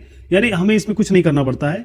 आपका जो भी एग्रीकल्चर वेस्ट निकल रहा है, यानी कि जो भी आप कृषि से निकल रहा है, उसको आप बस कहीं डाल दीजिए ऐसे करके, और उसको ढक दीजिए या फिर उसके ऊपर ढक्कन लगा दीजिए, अपने आप ये कुछ दिनों में डिकम्पोज हो जाएगा और वो नुकसानदेह नहीं होगा। पॉल्यूटेंट्स जो डिकम्पोज नहीं होते हैं, इसका मतलब अगर ये पॉल्यूटेंट है और वो ऐसे पार्ट्स में ब्रेक नहीं होता, या कोई भी ऐसी शक्ति नहीं है जो इसको अलग अलग पार्ट में ब्रेक कर दे, और ऐसे पार्ट में ब्रेक करे जो हार्मलेस हमारे लिए ना हो, नुकसानदेह ना हो, उनको हम नॉन बायोडिग्रेडेबल कहते हैं। वो बड़ा खतरनाक होता है। यानी इसका मतलब ये हजारों साल तक, सालों साल तक ये पॉल्यूटेंट रहेंगे ही रहेंगे। जैसे क्यों आपको कहा जा रहा है कि भाई प्लास्टिक मत यूज करो, क्यों कहा जा रहा है कि भाई जो कीड़े मारने की दवा है, या पेड़ों को, जो खराब पेड़ है उनको मारने की दवा है, और मर्क्यूरी है, लेड है, एल्यूमिनियम जो बॉक्साइट से निकलता है, और ये सब चीज़ों में यूज़ हो रहा है। अपने खाने पकाने की जितने भी यूटेंसिल्स है उसमें यूज़ हो रहा है, हवाई जहाज़ों में यूज़ हो रहा है। इसी तरीके से ग्लास है, ग्लास, कांच। अब कांच आप देखिए, एक बार टूट जाता है तो हाथों को भी काटता है और छोटे छोटे पार्ट बन जाते हैं। वो छोटे छोटे पार्ट कहाँ जाते हैं आपको कुछ समझ में नहीं आता है। तो ये जो सारे मैंने बताए वो डिकम्पोज नहीं हो पाएंगे, और ये बड़ा खतरनाक है कि भाई जिंदगी भर आपके साथ ये जमे रहेंगे, और फिर इसका हम क्या करें। तो पर्यावरण को खराब करने के लिए, प्रदूषण करने के लिए क्या क्या चीजें रिस्पॉन्सिबल है। पहली चीज तो यह है कि आपकी कार, आपकी बाइक, तो जो कार और बाइक से जो पोल्यूशन निकलता है वो हवा में जाता है। तो जितने भी आप व्हीकल्स, गाड़ी देखते हैं, वो कहीं ना कहीं, और सबसे ज्यादा पोल्यूशन कौन कर रहा है, आप यकीन नहीं मानेंगे, हवाई जहाज करता है। यानी एयर ट्रैवल जो है वो सबसे ज्यादा एक तो कार्बन उत्सर्जन करता है, कार्बन का लेवल बढ़ाता है, और सबसे ज्यादा पोल्यूशन यही करता है। दूसरी बात, जब हम एग्रीकल्चर में यानी जब खेती बाड़ी कर रहे हैं उसमें बहुत ज्यादा कीटनाशक और फर्टिलाइजर यूज कर रहे हैं, तो इससे क्या होता है कि जो जमीन है, आपको यहां से समझाऊं, ये सॉइल पोल्यूशन देखिए, ये जमीन है आपकी, जमीन में आप ये सब चीजें डाल देंगे तो इससे क्या होता है कि जो पीएच लेवल होता है, पीएच लेवल एक्चुअली पीएच क्या होता है 7 तक, 7 से ऊपर और 7 से नीचे ऐसा लेवल माना जाता है। इसमें एक अल्कलाइनिटी यानी कि जो जैसे एसिड होता है, एक एसिड होता है, एक बेस होता है। तो एसिड और बेस, एसिड कई जगह फायदेमंद होते हैं, बेस कई जगह फायदेमंद होते हैं, और फिर ये इनकी कुछ वैल्यू होती है। होता यह है कि जब ये फर्टिलाइजर और इंसेक्टिसाइड हम डालते हैं तो जो एक सॉइल की, एक जमीन की पीएच वैल्यू होनी चाहिए, एक नंबर है ये, तो वो गड़बड़ हो जाता है और सॉइल की पीएच वैल्यू उस लेवल की नहीं रहती जो हमें चाहिए। तो इससे क्या होता है कि जो जिस पीएच लेवल पे, यहां पर भी तो जानवर होंगे, यहां पर भी तो पेड़ होंगे, उनको भी तो जीना है जमीन में, लेकिन आपने पीएच वैल्यू खराब कर दिया तो ये बेचारे कैसे जिएंगे। अब देखिए प्लास्टिक की मैंने बात की, प्लास्टिक वेस्ट जो है सबसे खतरनाक है, चाहे आप पानी की बोतल देखें, चाहे आप थैली देखें। अब ये कब जब कहीं भी फेंकते हैं, कहीं भी लेते हैं, अब आप देखें गाय हमारी माता है, लेकिन गाय मैक्सिमम किस लिए मर रही है, वो पॉलिथीन खा जाती है। उसको क्या पता, बेचारी गाय है ना, इसलिए तो गाय है क्योंकि उसको कुछ नहीं पता, वो पॉलिथीन खा जाती है और पॉलिथीन खाती है, पेट में जाता है, उसके बाद मर जाती है। तो ये जो पॉलिथीन और पॉली बैग्स हम यूज कर रहे हैं तो बहुत खतरनाक है भाई। और जो गैसेस है, जैसे मैंने आपसे कहा क्लोरोफ्लोरोकार्बन, इसके बारे में चर्चा करेंगे, और मीथेन हो गया CH4, कार्बन डाइऑक्साइड हो गया CO2, ऐसे नाइट्रस ऑक्साइड की भी मैंने बात की थी। तो ये जब हवा में जाते हैं तो आप बताइए कि जैसे आप आपके घर के बगल में किसी ने आग लगा दी टहनियों में, तो आप घर में सांस नहीं ले सकते, इतना धुआं हो जाता है। तो ये सब जो है ये भी तो आपको इसी तरीके से अटैक करेंगी। तो कितने तरीके के पोल्यूशन हो सकते हैं, कितने तरीके के प्रदूषण हो सकते हैं। सबसे इंपॉर्टेंट है इसमें, वैसे तो यहां पर लैंड, वाटर, एयर पोल्यूशन दिया हुआ है, तो हम इसको सॉइल पोल्यूशन को भी जोड़ेंगे और उसकी भी बात करेंगे साथ में। तो होता क्या है ये और कैसे क्या इफेक्ट करता है, इसकी हम चर्चा कर रहे हैं। बहुत ध्यान से देखिएगा कि हम बात कर रहे हैं टाइप्स ऑफ पोल्यूशन, किस किस तरीके के प्रदूषण हो सकते हैं। तो पहली चीज इसमें क्या आती है, लैंड पोल्यूशन, जमीन का पोल्यूशन। इस लैंड पोल्यूशन को हम सॉइल पोल्यूशन ही समझ के बात करते हैं। वाटर, एयर, हम अभी नॉइस पोल्यूशन की बात नहीं कर रहे हैं, जबकि ये भी बहुत दिक्कत है। दिक्कत इसलिए ये है कि मान लीजिए आप हॉस्पिटल में एडमिट है और बगल में कोई जागरण कर रहा है या फिर कोई इस्तिमा चल रहा है, मंदिर है, मस्जिद है, कोई भी है या गुरुद्वारा है वहां पर, और हॉस्पिटल बगल में है, तो क्या ये मरीजों के लिए ठीक है। और आप अपने कान में क्या होता है, हेडफोन लगा के रखते हैं, हमेशा हेडफोन लगते हैं, बड़ी ऊंची आवाज में सुनते हैं, आगे जाके तो आपका कान खराब हो जाएंगे, और कान और आंख और ये सब के बगैर कैसे जियोगे आप। तो ये नॉइस पोल्यूशन ये होता है, लेकिन बाकी तीनों की हम बात करेंगे। लैंड पोल्यूशन का मतलब ये होता है कि जब आप खराब चीजें, प्रदूषित चीजें या ऐसी जो जमीन को खराब करें वो आप जमीन पे डाल देते हैं या किसी तरीके से डल जाती। वाटर पोल्यूशन ये होता है कि जब आप पानी में ऐसी चीजें डाल देते हैं जो पानी किसी भी फॉर्म में हो सकता है, चाहे नदियों में हो, चाहे तालाब में हो, चाहे ओशंस में हो। ओशन मतलब हमारा जो समुद्र है, महासागर है, उनमें अगर उन पानी को खराब करने के लिए कोई वस्तु डाल दी जाती है, जैसे एक मान लीजिए कि एक शिप जा रहा है, इस शिप में लाखों टन तेल है, क्रूड ऑयल मान लीजिए, या कोई ऐसा सब्सटेंस है जो बहुत ज्वलनशील है, खराब है। अब अगर ये शिप डूब जाता है तो आप देखते हैं पूरे एरिया में ऐसे तेल तैरने लगता है। अब तेल नहीं तैरेगा तो ऑक्सीजन कैसे जाएगी, यहाँ की सारी मछलियां, सारे पेड़ सब मरने लग जाएंगे। तो इसे हम वाटर पोल्यूशन कहते हैं। अब ये तो हादसा है, लेकिन हम हादसा नहीं कर रहे हैं, हम तो खुद ही कर रहे हैं, हम तो जानबूझ के कर रहे हैं, क्योंकि हमें इकोनॉमिक डेवलपमेंट चाहिए, हम कंज्यूमर है, हमको अच्छी जिंदगी चाहिए। एयर पोल्यूशन का मतलब क्या होता है, जब हवा में गैस और पार्टिकल्स, जब साफ हवा में अलग तरीके से गैसेस मिल जाती हैं जो खराब हैं, और कुछ पार्टिकल मिल जाते हैं, वो बहुत माइक्रो लेवल के होते हैं, आपको दिखाई नहीं देते, लेकिन उसमें होते हैं। क्या होता है पोल्यूशन अगर हो जाए, तो पहले हमने समझा कि ये होता क्या है, अब हम समझ रहे हैं कि क्या होता है अगर पोल्यूशन हो जाए।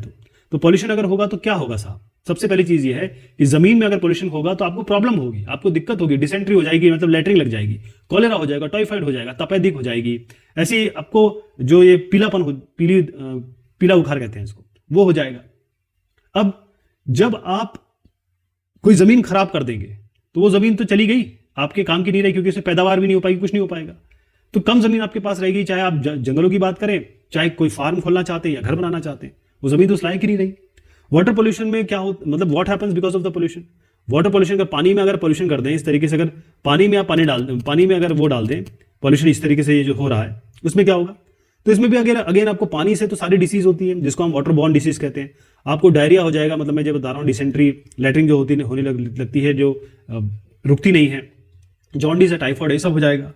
अब अगर पानी गंदा कर देंगे तो जो लोग घूमने आते हैं या मछलियां जो उसमें पैदा होती हैं वो सब बंद हो जाएगा। पानी पीने के लिए कम हो जाएगा क्योंकि पानी आपने खराब कर दिया है। अच्छा, आपको बार बार कह रहा हूं मैं, आप और मैं दोनों इसमें इन्वॉल्व है, हम लोग सभी ये कार्यक्रम कर रहे हैं, सब बगैर सोचे समझे सब चीजें कर रहे हैं। एयर पोल्यूशन की बात करूं तो आप देखिए, एयर मतलब सांस लेते हैं आप देखिए कितनी भी रिस्पिरेटरी प्रॉब्लम्स हैं आज बच्चों में हो रही है, अस्थमा हो रहा है लोगों को, बच्चों को। तो ये सब क्यों हो रहा है? क्योंकि ये अस्थमा की प्रॉब्लम, कैंसर की प्रॉब्लम, अब हवा को अगर दूषित कर देंगे तो क्लाइमेट में प्रॉब्लम आ रही है। अब अप्रैल में अभी देखिए बर्फ गिर रही है, अप्रैल मई में कोई बर्फ गिरती है लेकिन गिर रही है। और बर्फ, पानी, ड्रॉट आ रहा है। आप देखें आप उत्तराखंड में किस तरीके से सब चीजें हो रही हैं, बाढ़ आ रही है, उत्तराखंड की नदियां इतनी तेज बह रही है कि उन्होंने तबाह कर दिया था पूरा का पूरा इलाका, पूरा का पूरा आपका जो 4 धाम है उसमें एक धाम को तोड़ दिया था उसने। ऐसी फेमाइन हो जाते हैं, ड्रॉट हो जाता है। ये सब चीजें एयर पॉल्यूशन की दिक्कतें आगे चल के होती है। Why does it happen? होता क्यों है ये? जब आप लैंड पोल्यूशन देखिए, जब आप पेड़ों को काट देंगे साहब तो क्या होगा? पेड़ों को काट देंगे, आप पेस्टिसाइड फर्टिलाइजर का इतना ज्यादा यूज कर रहे हैं, आप जमीन में खोद के मेटल निकालने की कोशिश कर रहे हैं। जो गंदा पानी है, टॉयलेट का पानी है, जितनी भी फैक्ट्री इंडस्ट्री से गंदी चीजें आ रही हैं वो सीधा आप डाल दे रहे हैं इसमें। कहाँ? लैंड पे डाल दे रहे हैं, सॉइल पे डाल दे रहे हैं। और यहां पर क्या हो रहा है? वाटर पॉल्यूशन में आप पानी में गंदी चीज डालेंगे, अपनी जो घर की गंदगी या कहें कि जो फैक्ट्री की गंदगी है वो पानी में डाल रहे हैं। और एक्सीडेंटल ऑयल लीकेज, जो मैंने आपको भी समझाया था कि भाई ये बहुत बड़ा, हमेशा हम सुनते हैं कि एक शिप डूब गया, ये कुछ हो गया तो पूरा का पूरा पानी खराब हो जाता है उस एरिया का। तो और ये निकलता नहीं है इतना आसानी से, क्योंकि तेल तो ऊपर तैरता रहता है, कैसे निकालोगे आप? कुछ चारा भी नहीं है इसका। एयर पोल्यूशन से क्या होता है और कैसे कैसे होता है? पहली चीज तो ये है कि आप जो भी फ्यूल करेंगे, जैसे आपका फॉसिल फ्यूल हो गया, पेट्रोलियम हो गया, गैस, डीजल हो गया, केरोसिन हो गया, और सबसे बड़ी बात है कि स्मोक जो ट्रैफिक से निकलता है वो आप ऐसे सूंघेंगे आपको एकदम से छींके आ जाएंगी, एकदम से खांसी आ जाएगी। आप जब जिसे पराली जलाना कहते हैं, जब आपकी क्रॉप आपने पैदावार ले ली उसके बाद जो भी बचता है उसको जलाने लगते हैं, तो वो आप देखें दिल्ली के आसपास, चाहे वो पंजाब कहीं चाहे हरियाणा कहीं, वो पराली जलाते हैं, दिल्ली के लोग इसमें परेशान हो जाते हैं क्योंकि हवा उस तरफ चलती है। पेस्टिसाइड, कीटनाशक और जो भी आप फर्टिलाइजर डालते हैं वो नुकसान करता है एयर को। दूसरा ये है कि जब कंस्ट्रक्शन करते हैं तो धूल कितनी उड़ती है। कहीं भी कंस्ट्रक्शन चल रहा हो, आपने देखा पूरी आपकी गाड़ी धूल से भर जाएगी। तो ये सब इसके ये क्यों होता है ये बता रहा हूं। अब सबसे बड़ा सवाल उसमें उठता है, हम इसे रोके कैसे? रोकना भी तो जरूरी है साहब। पहली चीज तो ये है कि जितना भी वेस्ट है उसको कम से कम रखें। सबसे बड़ी चीज ये है कि आप सेग्रीगेशन करें, ये अभी आगे भी बताऊंगा मैं। सेग्रीगेट मतलब ये होता है कि जो जिसे हम कहते हैं वेट वेस्ट, गीला और सूखा ड्राई वेस्ट, इसको आप अलग कर दीजिए। जितने ज्यादा पेड़ लगाएंगे उतना अच्छा है। जो भी ऑर्गेनिक तरीका है, जब हम फार्मिंग करते हैं तो इसमें पेस्टिसाइड्स और जो आपके इंसेक्टिसाइड है उसको कम से कम यूज करिए। बायोडिग्रेडेबल आइटम का यूज करिए, जैसे प्लास्टिक और ये सब मत यूज करिए। जो चीज एक बार यूज हो जाए और उसके बाद प्रकृति उसे खत्म कर दे वो ज्यादा बेहतर है। वाटर पॉल्यूशन को कैसे रोकेंगे?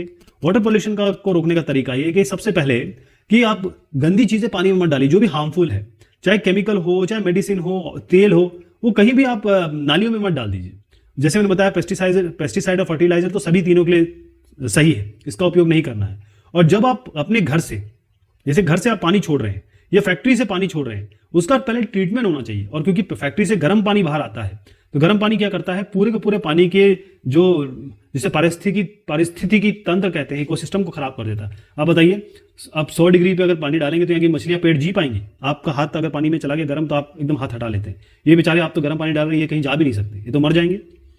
पानी को बहुत शिद्दत से, बहुत सोच समझ के यूज करना है, क्योंकि देखिए पानी वैसे तो रिन्यूएबल रिसोर्स है, लेकिन आप पानी अगर आपके यहाँ से वेस्ट हो गया तो दोबारा आएगा इसकी संभावना नहीं है, क्योंकि लेस देन 3% ही पूरे विश्व में पीने के लिए अवेलेबल है। और इसकी मारामारी, अगला जो युद्ध होगा पानी पे होगा, ध्यान रखिएगा। जितने भी एयर पोल्यूशन को कैसे रोका जाए? रिन्यूएबल रिसोर्सेज यूज करने हैं, चाहे वाटर हो या विंड हो या आपके जियोथर्मल हो, वो सब यूज करिए आप। व्हीकल्स को कम से कम यूज करिए। अगर कोई वेस्ट गर्म जला रहा है या कोई क्रॉप जला रहा है या अपनी जो पैदावार जला रहा है, उसको रोकना पड़ेगा आपको। और या आप खुद भी कर रहे हैं तो मत करिए। पेस्टिसाइड, फर्टिलाइजर तो ये सबसे दिक्कत वाले हैं, इनको आप बिल्कुल यूज नहीं करना है। यदि हम जितने भी वेस्ट है, जैसे उसको अलग अलग कर लें, जैसे जो वेट वेस्ट होता है जो सब्जी वगैरह से आता है, ड्राई वेस्ट होता है जैसे कोई बॉटल है, कुछ है, तो इनको अलग कर लीजिए। जरूरी ये होगा कि आप ये देखिए कि जो नॉन बायोडिग्रेडेबल पॉल्यूटेंट्स हैं उनको आपको अलग करना पड़ेगा, क्योंकि आपको पता है कि ये तो एक बार आपने कचरे में फेंक दिया और किसी कचरे से वो कचरे के जगह पे चला गया तो ये तो कभी खत्म नहीं होगा, तो ढेर बन जाएगा। आप जब दिल्ली एंटर करते हैं, अगर देहरादून की तरफ से जाते हैं, तो आपको इतना बड़ा पहाड़ दिखेगा, ऐसे करके, ऐसे दिखाता हूँ, यूं पहाड़ दिखाई देगा, बहुत बड़ा पहाड़ है और उसके बाद चील घूम रही होगी और आपकी कार में कहूँगा इतनी बड़ी होगी और इतना बड़ा पहाड़ है, बल्कि ज़्यादा ही बड़ा होता है वो, तो आपको दिखेगा अरे यार पहाड़ है, लेकिन लोग बताएंगे आपको ये कचरा है। तो ये ऐसा हो रहा है हमारे, मतलब वी कैन सी इट। तो जो वेजिटेबल से वेस्ट निकलता है उसको आप जमीन के अंदर गाड़ दीजिए, उसके बाद वो क्या करेगा, एक तो जमीन के आपके फर्टाइल कर देगा, न्यूट्रिएंट डाल देगा उसमें, और आपके पास कम ऐसा वेस्ट होगा जो आप फेंक पाएंगे, आपके पास कम वेस्ट होगा। और सबसे बड़ी बात है कि जो आप अपने चीज़ों को, जितने भी हार्मफुल वेस्ट है उसको अलग करिए, क्योंकि आप नहीं करेंगे तो कौन करेगा। अब हमारे पास कितने लोगों की कमी है, जो कचरा उठाता कितने कम लोग हैं, तो आप खुद करके अगर दे दीजिए तो ज़्यादा बेहतर रहेगा। क्लाइमेट चेंज, मौसम में जो परिवर्तन होता है, आपको मैं एक एग्जांपल देता हूं, पहले इसको समझिए। ये एक बस है, ठीक है जी, ये कार समझ लीजिए, बस है वैसे, यहां पर आप बैठे हुए हैं अंदर। अब अगर ये धूप में है, ये तो अभी अंधेरा देख रहे हैं आप, मान लीजिए धूप में है, आपको क्या लगता है कि आप बैठ पाएंगे यहां पर? अगर विदेशों में जाएंगे तो आपको तो ये एसी बस और एसी कार मिलेंगी, जो डेवलप कंट्री है। बाकी तो अंडर डेवलप्ड या डेवलपिंग कंट्री है, जैसे हमारा देश है। यहां पर अगर हम बैठे हैं तो हमको कितनी गर्मी लगेगी, हम ज्यादा देर बैठ नहीं पाएंगे इसमें। आप समझ रहे क्या हो रहा है? तो इसका मतलब यह है कि जो गर्म हवा है वो आपको बैठने नहीं देगी, यहां पर बहुत ज्यादा गर्मी हो जाएगी, क्योंकि वो अंदर ट्रैप्ड है। गर्म हवा कैसे निकलेगी? क्योंकि तो ये तो सारे मेटल है ना, आयरन होगा या एल्यूमिनियम होगा, वो गर्म करेगा। ऐसे ही हमारे देश में क्या है कि घर हम बनाते हैं ईंटों से और सीमेंट लगाते हैं इसमें। अब वो जब हीट जब इसको ऑब्जॉर्व करता है, हीट जब गर्मी आती है तो ये फिर रात को रिलीज करता है। तो आप देखेंगे कि ये जो ईंट के बने घर हैं वो हमेशा गर्म रहते हैं, आपको बाहर सोना पड़ता है या एसी लगाना पड़ता है, जबकि ये करने की जरूरत नहीं। और भी तरीके हो सकते हैं, जैसे विदेशों में होते हैं, वो मतलब एक फ्लैट बनाते हैं, उसके अंदर फोम डालते हैं, वो सब सारे काम हो सकते हैं। लेकिन एनीवेज यहाँ आप गर्म नहीं बैठ सकते, गर्मी में नहीं बैठ सकते। तो ये हमारा पृथ्वी का भी तो है साहब, पृथ्वी भी तो ऐसे ही हो रही है। हम क्या कर रहे हैं कि यहाँ पर फॉसिल फ्यूल जला रहे हैं। फॉसिल फ्यूल में क्या आ गया, आपका कोल हो गया, पेट्रोलियम हो गया, डीजल हो गया, ये सब हम जला रहे हैं। देखिए ये जल रहा है, ये सारे कार्यक्रम हम करने की कोशिश कर रहे हैं। तो अब जब हम ये कर रहे हैं तो होता ये है कि एक तरीका है, जब हीट आती है, जब ऊपर से सन से हीट आती है तो हमारी एक कुछ तो एब्जॉर्ब हो जाती है और कुछ रिफ्लेक्ट हो जाती है। लेकिन जो एब्जॉर्ब है वो रात को निकलती है या फिर समय से निकलती है। तो हमारी एक लेयरिंग है एटमॉस्फेयर की, वो इस हीट को यहाँ रखती है, और इस हीट के कारण ही हम यहाँ जी पाते हैं। और ये हीट नहीं होगी तो हम लोग जी नहीं पाएंगे, क्योंकि एकदम ठंडा, जैसे बाकी हमारे जितने भी प्लैनेट आप देख रहे हैं बड़े ठंडे प्लैनेट है। यही जो हीट रोकने की क्षमता है, सन की हीट को रोकने की क्षमता है, यहाँ पर जो चेहरे इसमें पिक्चर में भी देख रहे हैं, एटमॉस्फेयर जो है इसको रोकता है, एक वो बनाता है, और इसी गर्मी के कारण हम जी पा रहे हैं, वरना हम नहीं जी पाएंगे। ये जो गैसेज आती हैं वो, अगर चलिए अब मैं आपको बताता हूँ हमने क्या किया। ये गर्मी है जो मान लीजिए 10 नंबर में एग्जाम्पल दे देता हूँ। अब हमने क्या किया कि हम कोल, पेट्रोलियम, डीजल और सारे तरीके के काम कर रहे हैं, हीट बहुत प्रोड्यूस हो रही है, तो यहां पर हीट बढ़ जाएगी। जितनी 10 हीट है, मान लीजिए 15 हीट हो गई, एक नंबर ले रहा हूं आपके समझाने के लिए, 15 हीट हो गई। अब वो 15 हीट जो हो गई, उससे क्या होगा कि हमारे बहुत सारे जो है ग्लेशियर्स हैं, पहली चीज तो गर्मी बढ़ जाएगी, और जो ग्लेशियर है जहां पर मतलब जो स्नो है, बर्फ, वो पिघलेंगे, क्योंकि गर्मी ज्यादा हो गई, वो पिघलेंगे तो क्या होगा, मान लीजिए ये समुद्र है और आप यहां रहते हैं, तो ये पानी तो आपके उसमें आ जाएगा, आप इस जमीन को खा जाएगा, जमीन आपके इसके अंदर आ जाएगी, तो धीरे धीरे आप एक तो आप डूब जाएंगे, मतलब जमीनें डूब जाएंगी। और दूसरा यह है कि गर्मी जब बढ़ेगी तो बहुत सारे परिवर्तन होंगे, और इसी को हम ग्लोबल वार्मिंग कहते हैं। ग्लोबल मतलब विश्व की गर्मी, विश्व का गर्म होना, इसी को हम ग्लोबल वार्मिंग कहते हैं। और ये जो गर्मी रोकने की क्षमता है उसे हम ग्रीन हाउस इफेक्ट कहते हैं। मतलब कोई ऐसा हाउस, बेसिकली ये आपकी क्रॉप या फिर अगर छोटी जगह में आपको कुछ उगाना है उसके लिए यूज होता था या होता है, यहाँ पर क्या कहते हैं, पेड़ उगाते हैं और एक ग्रीन हाउस बना देते हैं, ताकि जो हीट आती है वो अंदर रहे और उससे फिर पेड़ पौधे बढ़े। अब क्या है, फॉरेस्ट का एक मैकेनिज्म है, फॉरेस्ट मतलब हमारे जंगलों का एक मैकेनिज्म है, वो फॉरेस्ट बहुत स्मार्ट बनाया ऊपर वाले ने, ठीक। फॉरेस्ट का एक मैकेनिज्म है कि वो क्या करते हैं, अगर ये पेड़ है तो इसका क्या काम है, हम इंसान जो है वो कार्बन डाइऑक्साइड छोड़ता है, पेड़ कार्बन डाइऑक्साइड छोड़ता है और ऑक्सीजन देता है, फिर हम ऑक्सीजन दोबारा ले लेते हैं। तो इस तरीके से इसका एक मैकेनिज्म है। अगर ये पेड़ हम काट देंगे तो इससे क्या होगा, कार्बन डाइऑक्साइड कौन कन्वर्ट करेगा, नहीं कन्वर्ट कर पाएगा, कार्बन डाइऑक्साइड बढ़ जाएगा। और जो हम इंडस्ट्रियलाइजेशन से चाहे कोल, पेट्रोलियम या डीजल जो भी हम गर्म कर रहे हैं उससे हीट बढ़ेगी। तो इससे क्या होगा, अर्थ का जो ग्रीन हाउस इफेक्ट है वो बढ़ जाएगा। ग्रीन हाउस इफेक्ट मैंने आपको समझाया ना, अर्थ के ऊपर जो लेयरिंग है जो इसको गर्म रखती है वो ग्रीन हाउस इफेक्ट बढ़ जाएगा। और उसके बाद कुछ जो गैसेस हैं वो अपने आप, उसका कुछ करना नहीं पड़ता, वो हमारे भले के लिए है। कुछ गैसेस ऐसी हैं जो वाकई में कार्बन डाइऑक्साइड जैसी गैसेस हैं, वो इसलिए बनाई गई है, इसलिए ऊपर वाले ने बनाया होगा कि हमको गर्म रखना है। लेकिन चक्कर ये है कि नेचुरल प्रोसेस से जो आ रही है वो तो ठीक है, कि जैसे ऑर्गेनिक मैटर गर्म वो हो रहा है, डिकम्पोज हो रहा है, तो उससे हीट निकलती है। कोई भी अगर जानवर या पेड़ मर रहा है तो ऑर्गेनिक तरीका होता है। लेकिन जो हम कर रहे हैं ह्यूमन एक्टिविटी, हम तो अपनी चीजें रोक सकते हैं ना। हम क्यों फॉसिल फ्यूल यानी कि पेट्रोलियम गैस ये सब चीजें जलाएं, क्यों हम एग्रीकल्चर की पराली जलाएं या कोई भी ऐसा काम करें जिससे कार्बन डाइऑक्साइड बढ़े। क्योंकि कार्बन डाइऑक्साइड का एक ऊपर वाले ने बना रखा है कि भाई इतना होना चाहिए, 10 जो मैंने नंबर बताया था।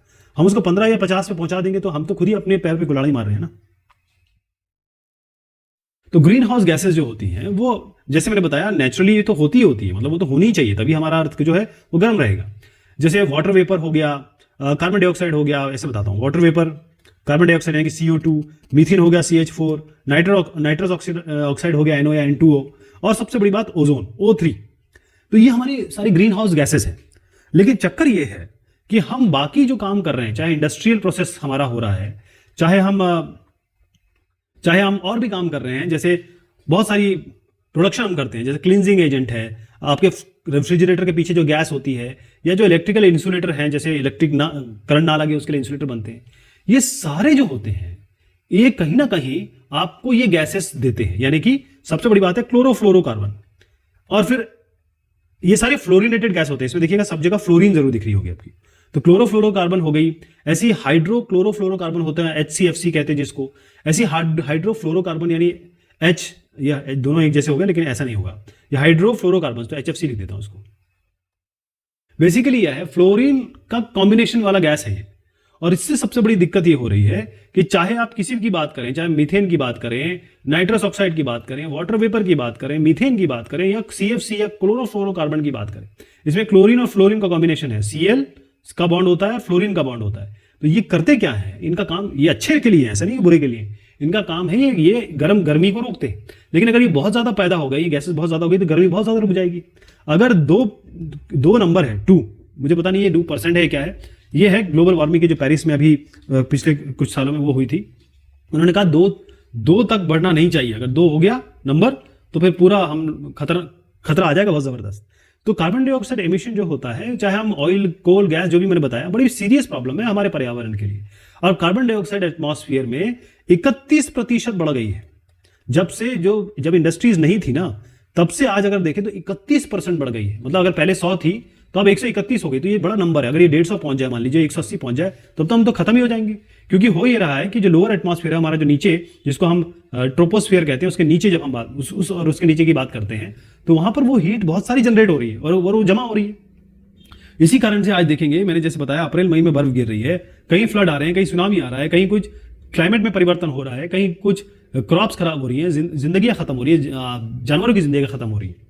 तो यहाँ पर एक चित्र जरूर दिखाना चाहूंगा। ये तो खैर आपको चित्र मेरे बोलने पर समझ में आ गया होगा कि ये क्या हो रहा है। ये ग्रीन हाउस गैसेस हैं। यहाँ मैं आपको बता रहा हूँ कि कार्बन उत्सर्जन कितना किया जा रहा है, कार्बन कौन कौन कितना पैदा कर रहा है। तो हिंदुस्तान कहीं पीछे तो नहीं है, हम 7% कर रहे हैं। हम ये बोलते हैं हम नहीं कर रहे, लेकिन है, हमें ये मानना चाहिए। तो हम सभी को मिलजुल के, एकजुट होकर इसको कम करना चाहिए। अब देखें, पूरे विश्व में चाइना सबसे ज्यादा पैदा करता है, जबकि 138 और 140 करोड़ के बीच में उनकी जनसंख्या है। और इसके बाद आप देखेंगे यूनाइटेड स्टेट्स 15% पैदा करता है, रशिया 5%। तो ये China, United state, India, Russia, मतलब हम गलत कारणों से आगे हैं। हम गलत कारणों से हमारा नाम लिया जा रहा है। तो ये सब कम करना है। और बाकी चाइना वाइना को तो कम करना ही पड़ेगा भाई, वरना तो बहुत नुकसान हो जाएगा। हार्मफुल रेडिएशन जो हमारा एटमॉस्फेयर है, एटमॉस्फेयर में सबसे नीचे होता है ट्रोपोस्फियर, स्ट्रेटोस्फियर, मेसोस्फियर, थर्मोस्फियर, फिर एक्सोस्फियर। तो जो ट्रोपोस्फियर होता है ये तकरीबन ग्राउंड से करीबन 9 से 14 किलोमीटर तक होता है। बदलता रहता है समय के अनुसार, गर्मी ठंडी में। तो यहां हमारा से, और इसके आगे जितने भी आप अलग अलग लेयर्स देख रहे हैं, इनका कोई ना कोई काम है। इनका काम ये है कि ये हमें सन की या फिर जो सूरज से हार्मफुल, यानी हमको जो नुकसान पहुंचा सकती हैं, ऐसी रेडिएशंस जो आती हैं, उनको ये रोकता है। इसमें सबसे इंपॉर्टेंट जो लेयर है वो ओजोन लेयर है। ओजोन लेयर, अब ओजोन लेयर इसलिए नाम पड़ा क्योंकि इसमें ओजोन गैस होती है, O3 गैस यानी कि ओजोन गैस होती है। और ये हमें जितनी भी पराबैंगनी किरणें, अल्ट्रावायलेट लाइट आती है, अगर ये ओजोन लेयर नहीं होगी तो सीधा अल्ट्रावायलेट, आप देखेंगे कि जो आजकल जो क्रीम होते हैं, स्किन क्रीम, उसमें आप बताएंगे SPF नंबर बताया जाता है, वो क्या है, वो आपको अल्ट्रावायलेट रेस से सन की रोक रहा होता है, और वो भी ऐसी जो अर्थ तक पहुंच जाती है उनसे रोक रहा है। और आप सोचिए अगर असली में पहुंच गई, ओजोन नहीं होता तो क्या होगा। तो जितने भी हमारे क्लीनिंग केमिकल्स है, साफ सफाई में जो यूज होते हैं, रेफ्रिजरेटर में जो कूलेंट होता है, हमारे जो एयर कंडीशनर है जिसमें जो गैसेस होती हैं, वो सारी की सारी ऐसे सब्सटेंसेस हैं जो ओजोन को खत्म करती है। बेसिकली ओजोन क्या है, O3, तो इसके साथ जो भी कंबाइंड होगा, जो भी कॉम्बिनेशन बनता है इनका, वो इसको डिस्ट्रॉय कर देगा। जैसे क्लोरोफ्लोरोकार्बन जो एटमॉस्फेयर में जाते हैं, और खास तौर पे हवाई जहाज के थ्रू जो नुकसान हो रहा है उसको आप बोल नहीं सकते। तो अगर ये हमारा पृथ्वी है और यहां पर हमारी ओजोन लेयर है, तो हो क्या गया है कि यहां पर बन गए गड्ढे, इसको हम कहते हैं होल्स, ओजोन होल्स।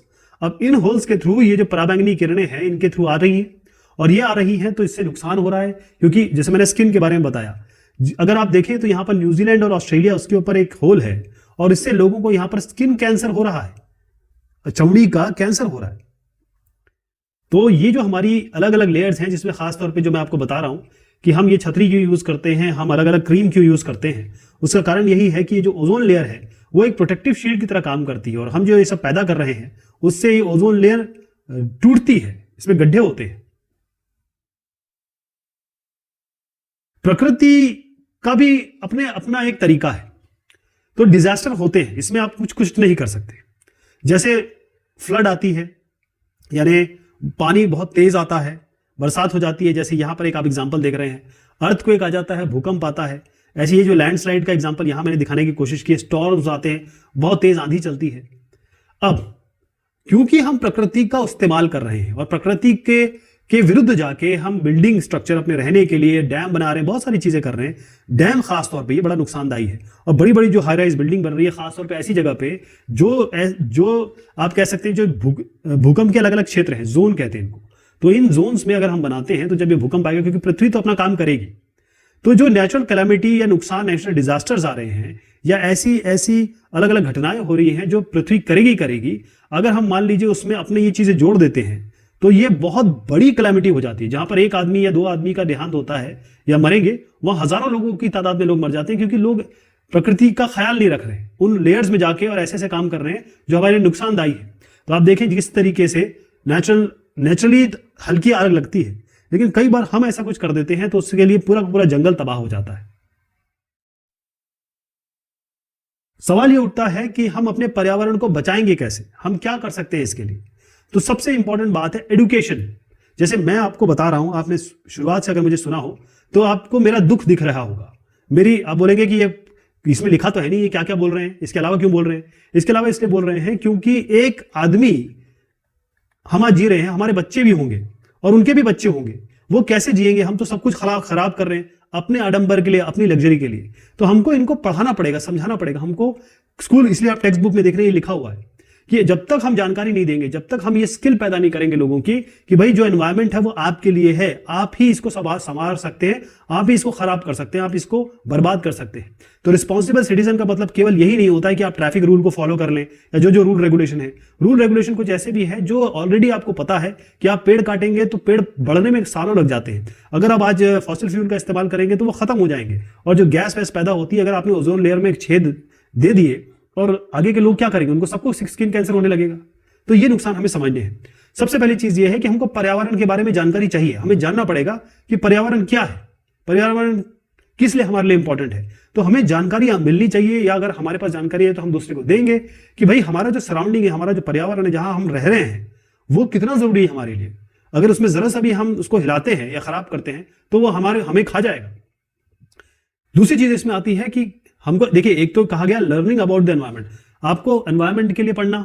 दूसरा है लर्निंग थ्रू द एनवायरमेंट। अब थ्रू द एनवायरमेंट के मतलब क्या है, अब ये बच्चा इस प्लास्टिक को उठा के इस कचरे के उसमें डाल रहा है, यानी कि अगर आप किसी तरीके से पर्यावरण में जाएंगे, अगर आप अपने घर में बैठे हैं, घर से गाड़ी में गए और सीधा स्कूल गए, स्कूल से फिर आप ट्यूशन गए और ट्यूशन से सीधा वापस घर आ गए, या फिर आप मॉल्स में चले गए, या पिक्चर देखने चले गए, या फिर कुछ रिक्रिएशन के लिए चले गए, यही तो होता है जिंदगी में। लेकिन असली प्रॉब्लम यह है कि हम पर्यावरण में जाते ही नहीं है, हम जंगलों में केवल आनंद करने के लिए जाते हैं। तो ये जो हम एनवायरमेंट में हमें जाना पड़ेगा, हमें क्लासरूम से बाहर निकलना पड़ेगा, और हमको अपने खुद का हाथ, जैसे ये बच्चा कर रहा है ऐसे खुद अपने हाथ लगाने पड़ेंगे, इसमें हमको हैंड्स ऑन करना पड़ेगा। यानी कि हम देखेंगे कि भाई प्रॉब्लम है क्या, हमको समझाया जाएगा, और अपने एक्सपीरियंस, हमें जो एक्सपीरियंस मिलेगा उससे हम पता कर पाएंगे कि हाँ ये नुकसान है, ये दिक्कत है, और कैसे इसको सॉल्व किया जाए। एनवायरमेंट जो है उसको किसी तरीके से हमें उसका जो हम उसे जो बर्बाद करते हैं उसको कम करना है। यानी जितने भी रिसोर्सेज हैं उनको कम से कम यूटिलाइज करें, ज्यादा से ज्यादा उसको बचाने की कोशिश करें। ये ग्रीन प्रोसेसेस हैं, जो भी काम करें एनवायरनमेंट को बचाने के लिए काम करें। जो भी टेक्नोलॉजीज हैं वो एनवायरनमेंट को बचाने के लिए होनी चाहिए, या ऐसी ना हो कि जो पर्यावरण को नुकसान पहुंचाए।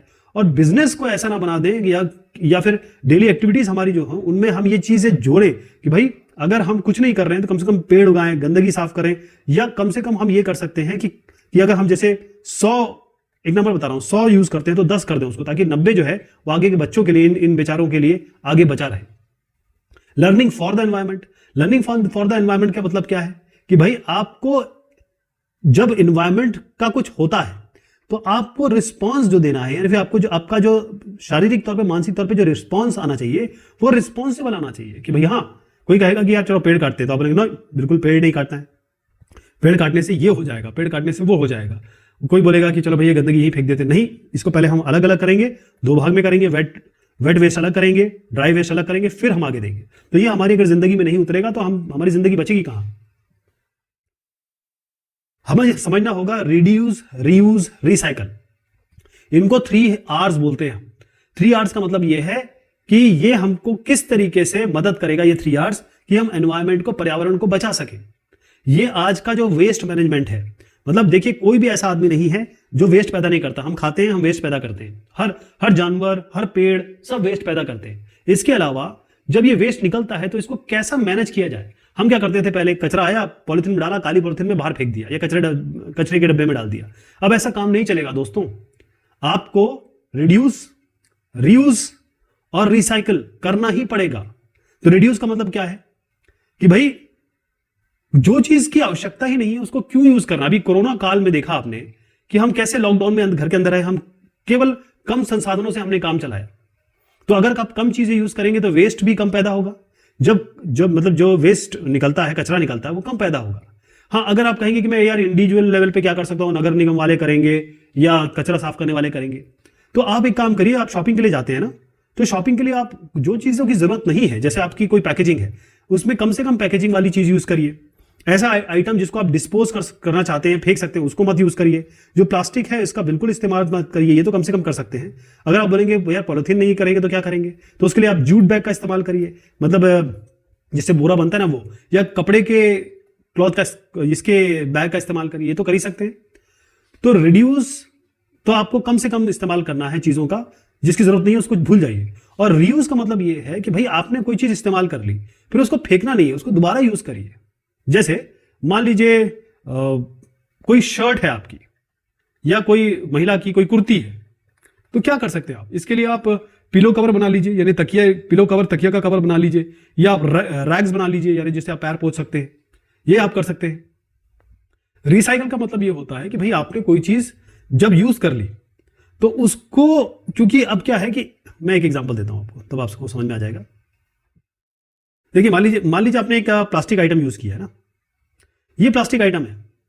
अब आपको पता है कि ये जब आप फेंकेंगे तो ये दोबारा इंडस्ट्री में जाएगा, इंडस्ट्री में जाके फिर इसको पिघलाया जाएगा, उसमें एनर्जी लगेगी, उसमें टाइम लगेगा, उसमें मेहनत लगेगी, फिर ये दूसरे में इसको बनाया जाएगा, दूसरा प्रोडक्ट, ये प्रोडक्ट 1 था, ये प्रोडक्ट 2 बनेगा, तो इसमें सारी मेहनत लगेगी और फिर ये आपके पास आएगा। ठीक, तो कहने का मतलब ये है कि आप रिसाइकल, अगर एक नॉर्मल एक प्रोडक्ट को रिसाइकल करने जाएंगे तो आप इतनी ज्यादा एनर्जी खराब होगी, इसकी पूछे मत। तो रीयूज का मतलब ये है कि अगर आपके पास कुछ वेस्ट है तो आप इसको दोबारा यूज करिए, क्योंकि जब आप मैन्युफैक्चरिंग कराएंगे या मैन्युफैक्चर के लिए हो जाएगा तो वो पोल्यूशन भी करेगा। जहां मैन्युफैक्चरिंग होगी उसका मतलब पोल्यूशन बढ़ गया, है ना। जैसे एल्यूमिनियम और जो स्टील के प्रोडक्ट है वो बार बार आप यूज कर सकते हैं। इसी तरीके से मेटल, धातु, पेपर, ग्लास हो गया या प्लास्टिक, ये सारे रिसाइक्लेबल है, तो प्लास्टिक को आप दोबारा यूज कर सकते हैं। प्लास्टिक का नया प्लास्टिक तो बना सकते हैं, बन सकता है। जो किचन का जो गीला वेस्ट है, वेट वेस्ट जिसे हम कहते हैं, उसको आप लीजिए, उसको धरती में दबाइए, उससे कंपोस्ट बनाइए। क्यों नहीं बना सकते, कंपोस्ट बनाइए इसको। आप गंदगी सब मतलब सब्जी हर दिन हम सब्जी खाते हैं और हर दिन हम फेंकते हैं, तो उससे हम फर्टिलाइजर, ऑर्गेनिक फर्टिलाइजर बना सकते हैं। तो हर एक घर में ये एक चीज होनी चाहिए, मतलब ये एक रिलीजियस, जैसे हम भगवान की पूजा करते हैं ना, वैसे ही वेट हमारा जो गार्बेज है और ड्राई गार्बेज, इसको हमको अलग करना है, बिल्कुल सब चीजें अलग करनी है, तब हमें आगे देना है। जैसे आप वर्मी कंपोस्ट बना सकते हैं। वर्मी मतलब ये होता है केचुआ। तो अगर आप गंदगी डालेंगे और उसमें केचुआ डाल देंगे तो अपने आप वो वर्मी कंपोस्ट बना देगा, आपको कुछ नहीं करना है। ड्राई गार्बेज आप दे सकते हैं, वैसे अगर नहीं यूज कर रहे हैं तो उसको वो रिसाइकल हो सकता है, राइट। तो जो नॉन टॉक्सिक सॉलिड वेस्ट है, नॉन टॉक्सिक मतलब जो नुकसान नहीं पहुंचाएंगे, इसको आपको अलग करना है। और सबसे बड़ी बात है कि जो ऐसी ये कहाँ जाता है ये किसी ना किसी जगह आपका नगर निगम का आदमी उठाएगा कचरे के डब्बे से और कहीं जाके लैंडफिल में डाल देगा। अब आपको जैसे मैंने दिल्ली का एग्जांपल दिया था, दिल्ली में जब आप एंटर करते हैं तो आपको एक बहुत बड़ा सा पहाड़ मिलता है। आप इतने से हैं उस समय, ये कार है आपकी, तो जो पहाड़ दिखता है आपको वो कचरे का पहाड़ है। उसमें चील है तो आसपास के चील घूम रही है, तो आसपास के लोगों का क्या हाल होगा सोचिए आप, क्योंकि वहां से लीकेज भी हो रहा है, गंदगी भी हो रही है, जमीन भी खराब हो रही है, ग्राउंड वाटर जो आप पिएंगे वो भी खराब हो रहा है। तो रिड्यूस, रीयूज, रिसाइकल। तो मैंने जो आपको रिड्यूस, रीयूज और रिसाइकल की बात बनाई, इसका एग्जांपल दे सकता है। कैसे एग्जांपल दे सकते हैं? देखिए, सबसे पहली चीज ये है कि हर एक नोटबुक में जो आप पेपर यूज कर रहे हैं वो ट्री से आता है।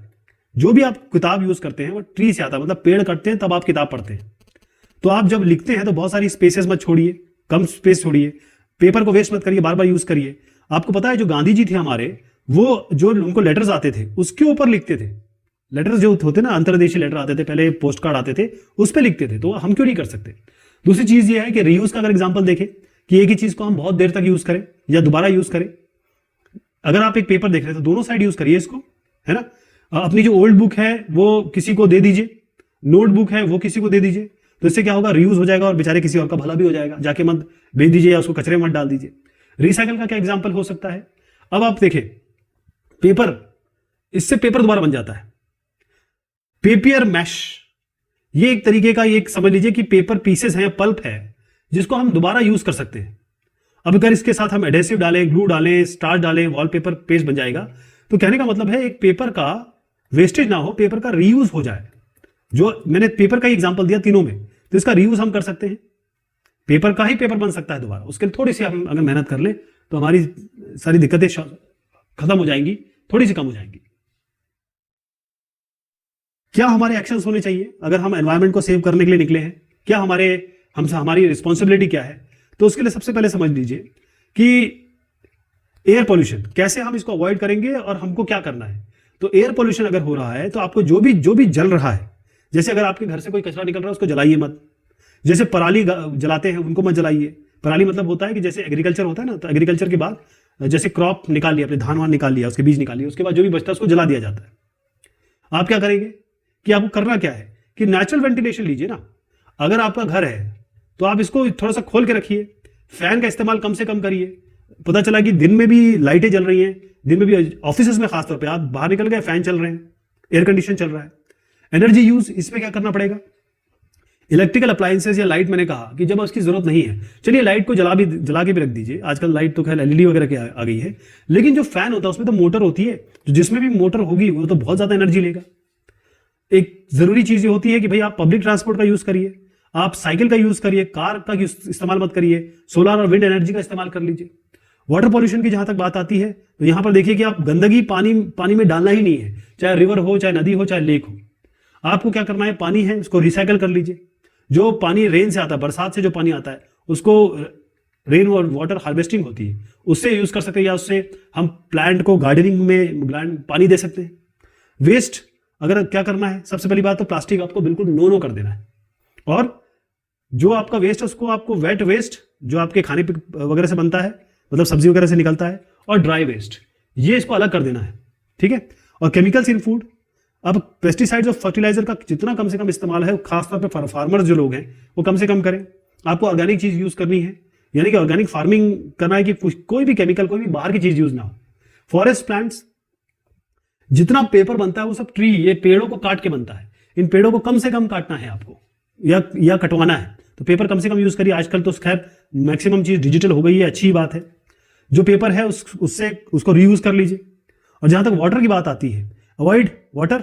अब देखिए, जितना हम पानी ज्यादा यूज करते हैं, ठीक, उतना पानी क्योंकि अलग फॉर्म में चेंज हो जाता है, फिर उसको हम कैसे दोबारा यूज करेंगे, क्योंकि पानी का एक चक्र है और वो चक्र पूरा होने में बहुत टाइम लगता है और साफ पानी आना बहुत बहुत मुश्किल का काम है।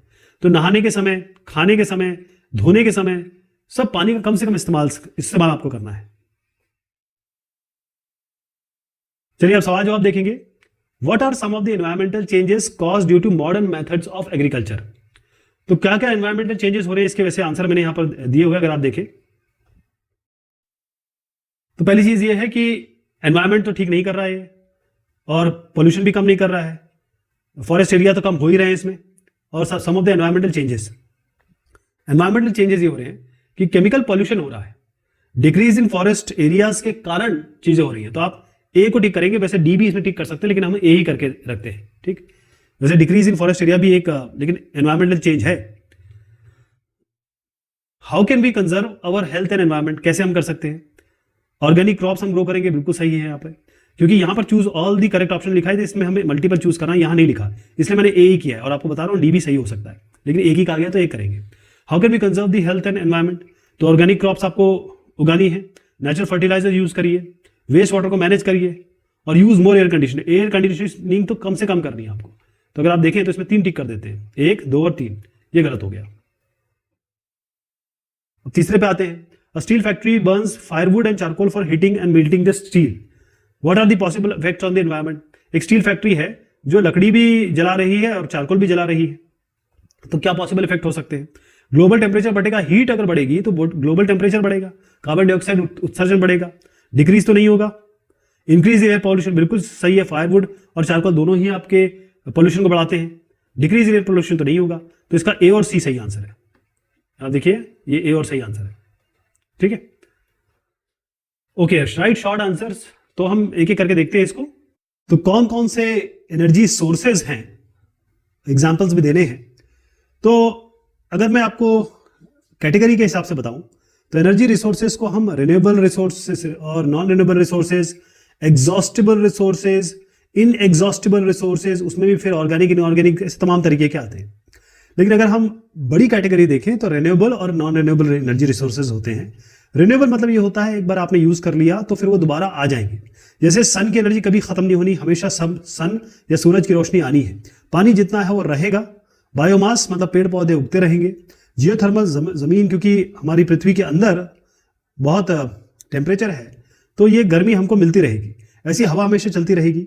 तो अगर हम हवा को इस्तेमाल करें, एक विंडमिल बना दें, या फिर किसी तरीके से हम इनको यूज कर पाएं, सोलर एनर्जी से हम खाना बना सकते हैं, बैटरी चल सकती है, तो ये सारे हमारे रिन्यूएबल एनर्जी रिसोर्सेज हो गए या सोर्सेज हो गए। नॉन रिन्यूएबल में जो आते हैं वो है, नॉन रिन्यूएबल का मतलब एक बार हमने यूज कर लिया तो खत्म हो जाएंगे या फिर इनको बनने में सालों साल, लाखों साल लग जाएंगे। जैसे ऑयल है, क्रूड ऑयल की हम बात करते हैं, और इसी क्रूड ऑयल से आपका पेट्रोलियम भी बनता है, डीजल भी बनता है, केरोसिन भी बनता है, ऐसे तमाम चीजें बनती है। न्यूक्लियर एनर्जी है वो भी खत्म हो जाएगी, क्योंकि अगर वो एक बार यूज कर लिया तो बहुत समय लगता है। अब आइए कोल पे कोयला एक बार इस्तेमाल कर लिया तो वो तो एक तो पोल्यूशन भी फैलाएगा, ऊपर से खत्म हो जाएगा। नेचुरल गैस भी क्योंकि यहीं से आती है, वो पेट्रोलियम तरीके से प्रोडक्ट को उसी को कहा जाता है। तो ये है इसमें। What are the sources of pollution, pollution के क्या क्या सोर्सेज हैं। अगर पोल्यूशन की मैं मेन कैटेगरी आपको बताऊं तो इसमें कौन कौन सी कैटेगरी आती है। एक तो एयर पोल्यूशन है, हवा में जो पोल्यूशन जाता है यानी दूषण जाता है या कंटामिनेशन होता है या हवा खराब होती है। इसी तरीके से पानी में जब गंदगी जाती है तो पानी खराब होता है। जमीन पे जब आप गंदगी डालते हैं तो सॉइल डिग्रेडेशन होता है, जमीन खराब होती है। ऐसी जब बहुत तेज गाना या साउंड चलता है तो कान आपके खराब होते हैं। तो जो सोर्सेज है पोल्यूशन के वो अथाह है। सबसे पहली चीज ये, जो आपकी गाड़ियां चलती हैं वहां से आपका पोल्यूशन होता है, उससे आपका मीथेन हो गया, नाइट्रस ऑक्साइड हो गया, कार्बन डाइऑक्साइड हो गया, कार्बन मोनोऑक्साइड हो गया, ये सब निकलता है। अगर आप एग्रीकल्चर में यानी खेती बाड़ी में बहुत ज्यादा केमिकल यूज करते हैं, यानी इंसेक्टिसाइड, कीटनाशक, फर्टिलाइजर का यूज करते हैं, तो ये पीएच वैल्यू को खराब करता है। पीएच वैल्यू एक वैल्यू होती है जो आपको बताती है कि एसिडिक और बेस कंटेंट क्या है। तो इससे क्या होता है कि जो भी माइक्रो ऑर्गेनिज्म रह रहे हैं या सॉइल में जितने भी तत्व रह रहे हैं, जैसे केंचुए वगैरह हो गए, वो सब मर जाते हैं या वो किसी तरीके से उनकी जिंदगी खत्म हो जाती है। जब आप प्लास्टिक वेस्ट यूज करते हैं, जैसे आपका बॉटल हो गया, बैग हो गया, जब आप जमीन पे फेंक देते हैं या कोई भी गंदगी फेंकते हैं, इसी की बात नहीं कर रहा हूं, तो जो फ्लोरा एंड फौना है यहाँ पर जमीन पे कौन रहता है, इसमें जानवर रहते हैं, इसमें पेड़ उगते हैं, वो सब खराब होते हैं। इसी तरीके से जो गैसेस हैं जो हवा में हम छोड़ते हैं, खासतौर पे क्लोरोफ्लोरोकार्बन है, क्योंकि ये सीधा ओजोन पे अटैक करती है, ओजोन लेयर पे। ऐसी मीथेन, कार्बन डाइऑक्साइड मैंने आपको बताया, नाइट्रस ऑक्साइड बताया, अगर ये एयर में जाएंगी तो ये हमको बहुत ही परेशान करेंगी, हमारी जिंदगी एकदम खतरे में है। Classify the following under the 3 respective categories of natural resources. तो इनको देखिएगा, इसमें जो इनएग्जॉस्टिबल है, जो कभी खत्म नहीं होगी, उसमें आपका एयर है और सैंड है। सैंड मतलब बालू, हवा और बालू। रिन्यूएबल का मतलब ये होता है कि जो एक बार आप यूज करेंगे तो वो दोबारा आ जाएगी। जैसे हवा कभी खत्म नहीं होगी, फॉरेस्ट अगर आप एक जगह काट दें तो दोबारा वो उग जाता है। ऐसे फिश क्योंकि उसके प्रोडक्शन इतना ज्यादा फिश है, वो उसमें कभी नहीं होगी कभी। अगर आपने एकदम से, क्योंकि 7 इतने सारे महासागर हैं और इतनी फिश है, लेकिन हम इसको भी ओवर फिशिंग कर रहे हैं। किसी एक जगह पे अगर खत्म हो गई तो वहां बनने में बहुत टाइम लगता है। नॉन रिन्यूएबल में बाकी सब आ जाएंगे, चाहे आप लोहा कहें, पेट्रोलियम कहें, चाहे आप मिट्टी कहें। मिट्टी को उस तरीके से बनने में, क्योंकि मिट्टी बनने में पत्थर का उपयोग होता है, पत्थर बहुत सालों में मिट्टी बनाती है, तो बहुत समय लग जाएगा इसमें। चाहे गोल्ड हो, पर्ल्स हो, गोल्ड मतलब आपका सोना, ये आपकी मोती हो गया, पर्ल्स, ये सारे नॉन रिन्यूएबल रिसोर्सेज में आ जाते हैं। तो यहां पर ये एग्जाम्पल भी मैंने दिया है। चलिए साहब, ये बात हुई इस चैप्टर की, टॉपिक की। बहुत शुक्रिया, बहुत मेहरबानी आप सभी की।